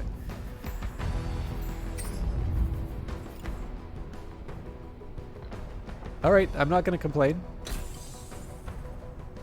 It's still a heavy, so... Actually, that heatsink helps a lot as well. Cool. Sorry, I know I'm jumping all over the place, but I'm learning new things. Okay. So the last thing I want to do now is work out who gets the better left arms. So again, this is more of a frontline unit, so I don't mind throwing the Nox on this fellow. We're assuming that basically all the other arms, like the right arms, have been taken care of. Moment of truth for me to decide on what I do with the left arm. I'm really reluctant to do this, but I am going to try this arrow. It still counts as a heavy, and I've now got 14 speed, so... plus it's barrier, so it recharges. And then finally the left arm. I don't think there's any remaining upgrades. Yeah, and that's fine, because this unit's supposed to be in the back rows anyway. Oops. Okay, what mission are we on again?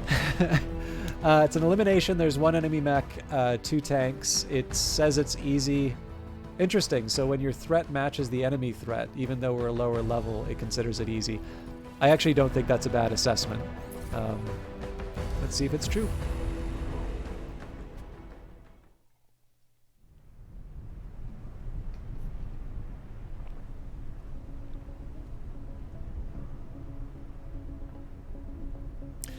I will give a quick shout out to the composer here, Riley Koenig. So I don't know if the soundtrack's available on Steam, but I do know I can hear it on Apple Music. It is also available on his Bandcamp.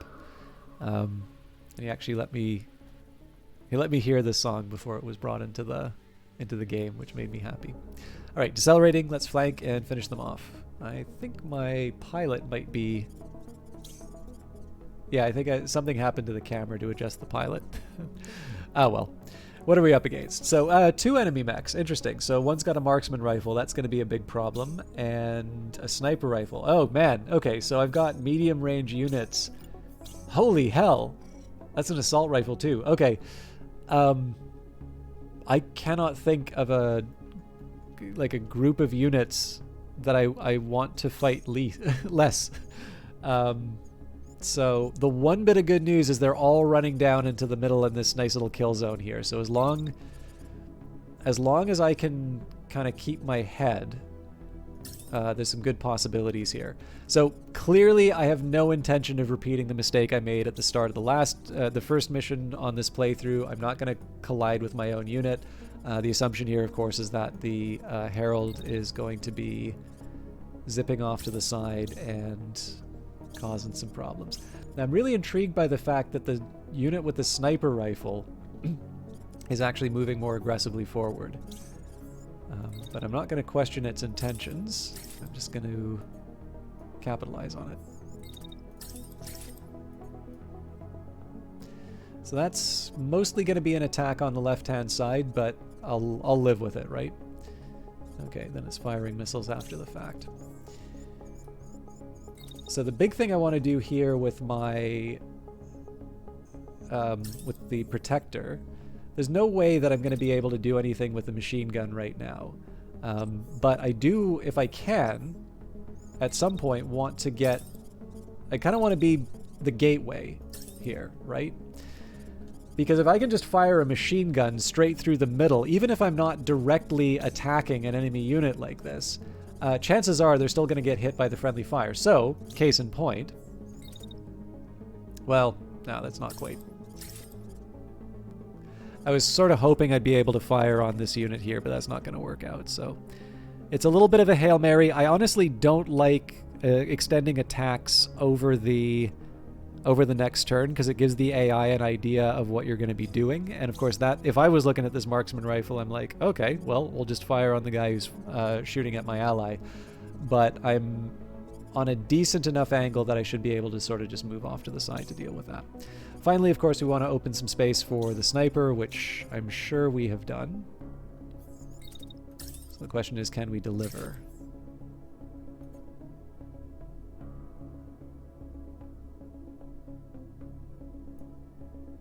So I want that as early as I can in the timeline so I can try and get a second shot.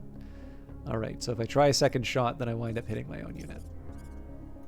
Which is fine. We'll just stay put for the first attack, and then we'll go for a better angle on the second, which will go after his ally. And then we'll try it. Okay, that's as close as I can get. There we go. So yeah, sort of threading the needle a little bit, but we're able to get two fairly strong attacks. I don't know what the deal with this tank is going to be, but given that it has an assault rifle, I'm actually a little worried about whether or not it's going to be able to mess up our units down here.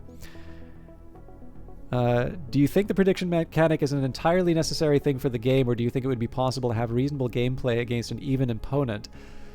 So this is an interesting thing. Hissing Walnuts, and welcome, by the way. I may have said that to you already, but I don't recall your name. I cannot conceive of Phantom Brigade without the timeline feature. I kind of feel like I feel like it's a central part of the game, so I've never really thought about that. And yet, since the game has released, lots of people have been asking whether or not you can turn the timeline off. I mean, in principle, I think you could. Like, I don't see any... I don't see how you couldn't manage it, but like the thing is that eventually you are going to be going up against much stronger opponents, and your ability to plan is sort of your edge. It's like, you know, I like the game Frozen Synapse. I'm really glad I took the time to review this, because notice I've got a sniper shot right in the back of my my assault unit.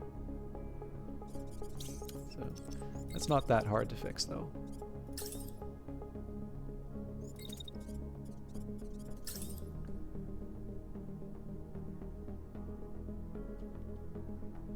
God, that's a nerve-wracking... I'm going to go for it, but... Yeah, I mean, so in principle, I don't think it would be a problem. Like, again, Frozen Synapse is built entirely around not having knowledge of what your opponent's moves are going to be. But, I mean, I like Into the Breach, and I like this game. And I think there is tremendous satisfaction in sort of setting up a turn, having this plan, and just being able to set up those moments like the friendly fire, which... I think there's probably something that would be lost by not having it. Yeah, fair enough. But I know what you mean, right? Like by having the knowledge of the enemy's intentions. And like I said, like I don't think there's a technical barrier to it, because there's other games that have done it. But I feel gameplay-wise, I feel it would be removing some of the things that make the game kind of special for me. Sorry, I shouldn't have said remove the timeline, because I know exactly what you meant. I misspoke there. But yeah, personally, I don't quite see the appeal, although it's not something I would rule out as like impossible or ridiculous. It's just maybe I've been enjoying Phantom Brigade as it is so much that I don't really conceive of the game in any other way.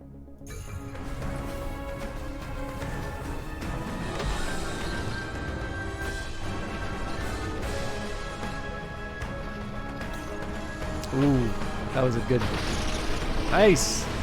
So they may not be out of the match, but definitely that big threat is gone.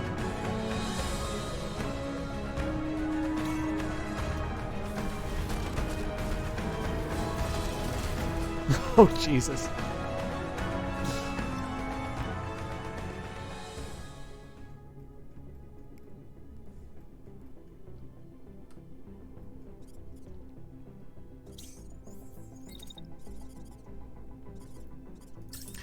Okay, so I really don't know what's going on with this tank, but I'm pretty happy. All right, so like I said, they know exactly what I'm doing, and it's a really obvious choice to do a high-powered shot on the unit. Now again, was it worth it? Absolutely. We took a unit off the board, but the time has come to pay, and I'm not able to throw up my shield. So there are a couple things I can do to angle things to my advantage, though. So we only get one sniper shot here just because of the heat. Nope. So we'll just adjust the height. I believe the burst doesn't have scatter based on movement, so I can really just fire this as early as the line of sight will let me. I know I need to space these a bit. So the tank might do something here. I wonder if there's something about it where it spawned that... Nah, that can't stop it from moving. I will confess I'm a little confused as to what the tank's doing there, but...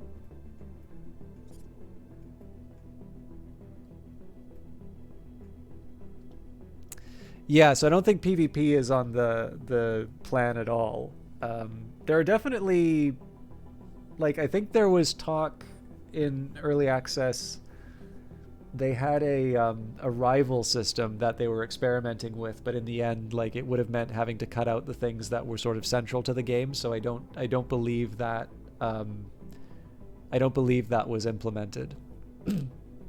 But I mean, even as far as elites are concerned, right? There's the different factions that you're up against. Some of them have the more experimental technologies, and so there's certainly. And actually, I will say, the capital fight for me, and that did have something that kind of counts as an elite unit. That one was sort of a bit of a white knuckle one for me the first time that I did it. I'm really interested to see what it's like in 1.0. But I see what you're saying, right? Like that you have this prediction mechanic, and that if you if you want an added challenge, or if you want to, if you want to sort of throw a little bit something extra into the mix. I kind of see where you're going with it. It's just, again, it's one of these ones where, because I guess the biggest one for me is I don't have a lot of games that do give me this kind of a system, and I have a lot of games that I've seen that do give me the the enemy is going to do what's best for it, and it's not going to say. I guess because my preference has been for the way that the game is as it is, I haven't spent too much thought engaging with the alternative. Okay, I mean, we took some damage, but we did okay on that. Pretty weak in terms of the overall damage here, though. Alright, I shouldn't really have been that surprised by this. I'm out in the open. One of the better things I can do here is just stay put. So I will throw my shield up. And then I'll take my revenge on the enemy unit marksman. Now, I can't just dash my problems away because of the heat. If I turn my back, I think that's actually worse than just taking it on the chin, so...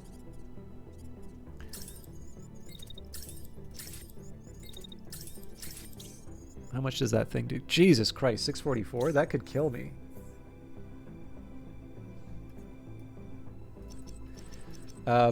Okay, because this could be a killer, I'm actually going to take the heat damage. So there's a couple things working to my advantage, right? Number one, if you look at like optimal ranges, this thing is, it's medium-ish. Like it's not terrible, but my optimal range is 31 to 57. So like if that's 57, so there's the possibility that it's going to miss. It's got how many? So it's 129 per hit. So I can sort of withstand 1 or 2 hits on any apart from this marksman rifle. And essentially what we're doing here, in fact, I can probably do an even better job to make this perpendicular. Actually, that's not that bad. That's almost 90 degrees already there. So, but yeah, the intention here really is just to make it so that they're waving their gun around for the duration of the shot. And I know I'm taking damage because of the heat, but that is so much better than taking just sort of standing and getting hit by the marksman rifle. But obviously, I need to be a lot more careful with this unit. It's not in a position to be able to sort of take hits like that.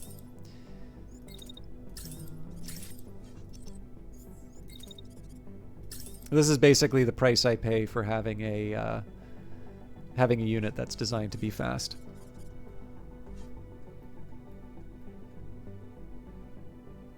You're not talking... Index Gnome, you've been around enough that you're not talking about frozen synapse, right?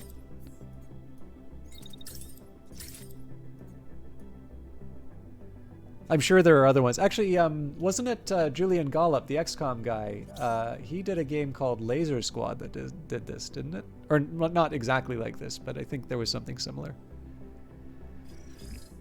All right. So clearly the show we want to see is this this attack.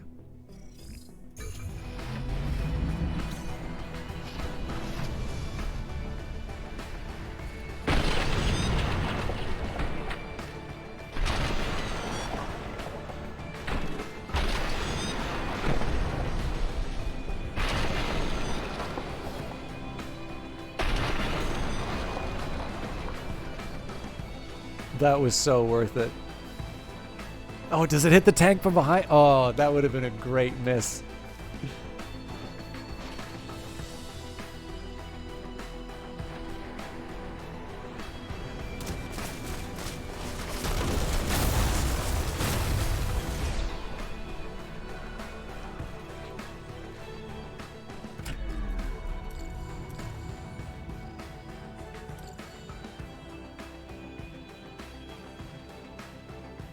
That could not have gone better. I do kind of like watching it from the different angles because I have no idea how close the shots were, but yeah, so it's one of those things that you don't like. This is one of the things that I think makes the sort of the physics side such an interesting feature for this game, right? Like, what other game do you actually think about the angle at which the enemy is attacking? Because it's taking the time. I mean, first-person shooters, absolutely, but like when else do you kind of apply that logic in a game, rather than, you know, think about it as an abstraction? Like, obviously, games do model hits and misses, but they're a bit like die rolls, and there's absolutely nothing wrong with that. But I just love the fact that this game rewards the kind of thinking that leads to moments like that. Obviously, you also just feel very pleased with yourself when stuff like that turns out. So I don't think the sniper is really going to be able to contribute that much. I'd be surprised if this tank survives to the end of the next turn. Shield's looking a little worse for wear, but I think we can handle it.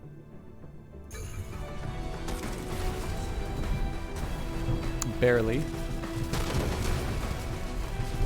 I think I might have hit my own guy. Alright, that was fun. All hostiles eliminated, site now under control.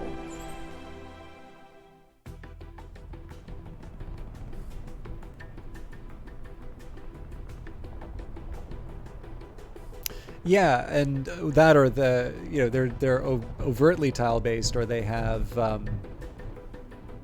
you know, just implicitly it's underneath that. Yeah, no worries. I'm actually kind of tempted to go after the other area, but I suspect it'll be a stronger enemy. That's a pretty good note to end on, though. I don't know. Let's worry about our scrap first, and then we'll maybe take a look. What time is it? Yeah, I think I just signed myself up for a world of pain, actually. Okay, well, let's think about scrap. So I think it's going to cost me 25 to take any of these, yeah, new items. The midway would be tempting because it is a level 3 sniper rifle. I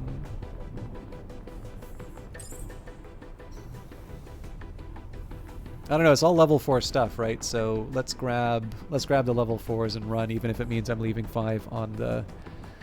Yeah, I know better than to. I know better than to complain about hours with Index Gnome in the channel. So let's confirm that.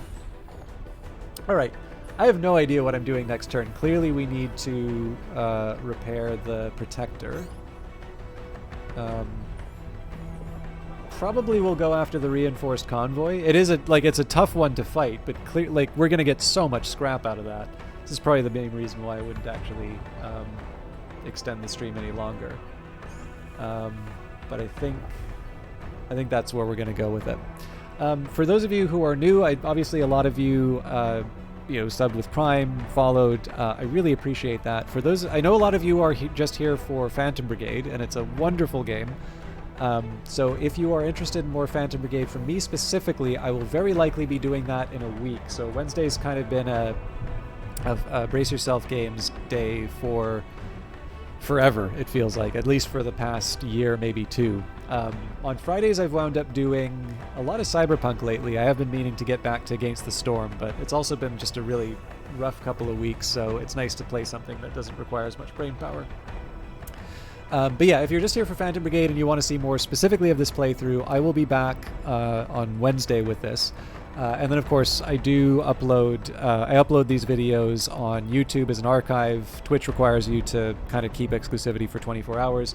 And honestly, it usually takes a week or two for me to sort of catch up with everything in the queue. But yeah, if you want to see how this particular playthrough worked out, I'll be there. Obviously, you don't see the chat. It's a different experience.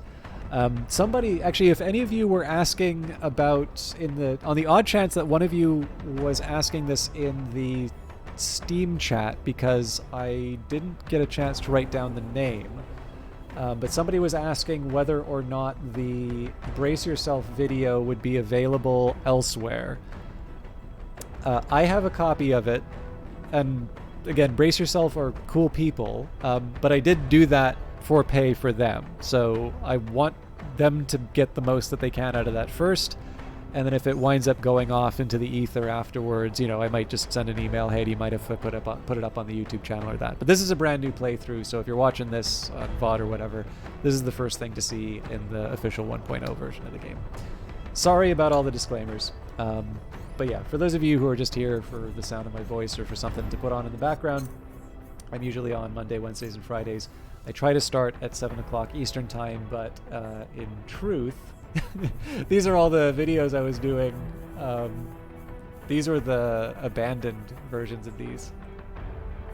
But yeah, I try to start around 7. I give myself a 1 hour opening, and I usually go for about 3 hours. So if that sounds like something that is interesting to you, I'd be very happy to have you all back. We are March 1st, right?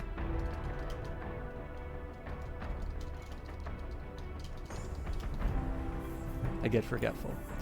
Let's try and find somebody who is playing Phantom Brigade tonight.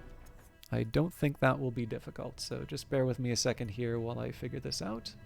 Oh, there's more of you here than I thought there would be.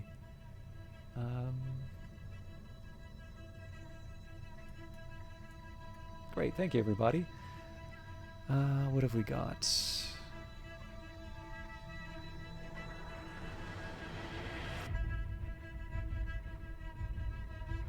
I don't think I know anybody who's hosting.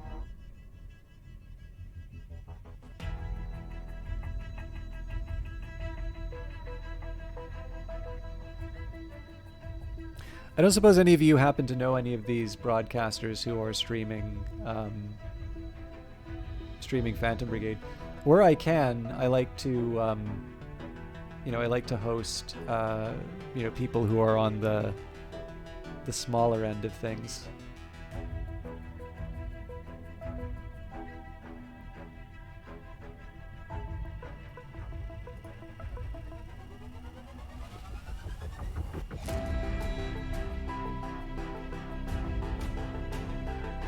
Sorry, I'm just getting through an ad now.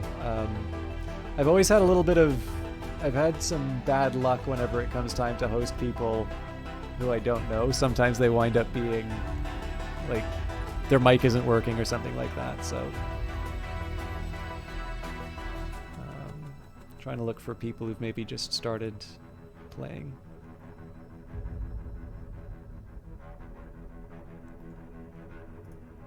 Oh, this one has a pun. Okay.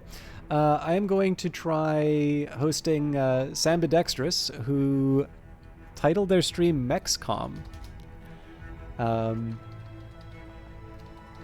So that sounds like a good user to host. Obviously, I don't know who this is, but I'm hoping they do Phantom Brigade justice. I feel very bad doing that disclaimer, but as always, you can't know what you're hosting into. So I hope you all have a great night. For those of you who have been pushed into picking up Phantom Brigade, I hope you have a great time with it. And then as for the rest of you, I hope you have a good time watching Phantom Brigade or whatever else you plan on doing for the rest of the evening. Thank you. I'll see some of you Friday and the rest of you in a week. Take care.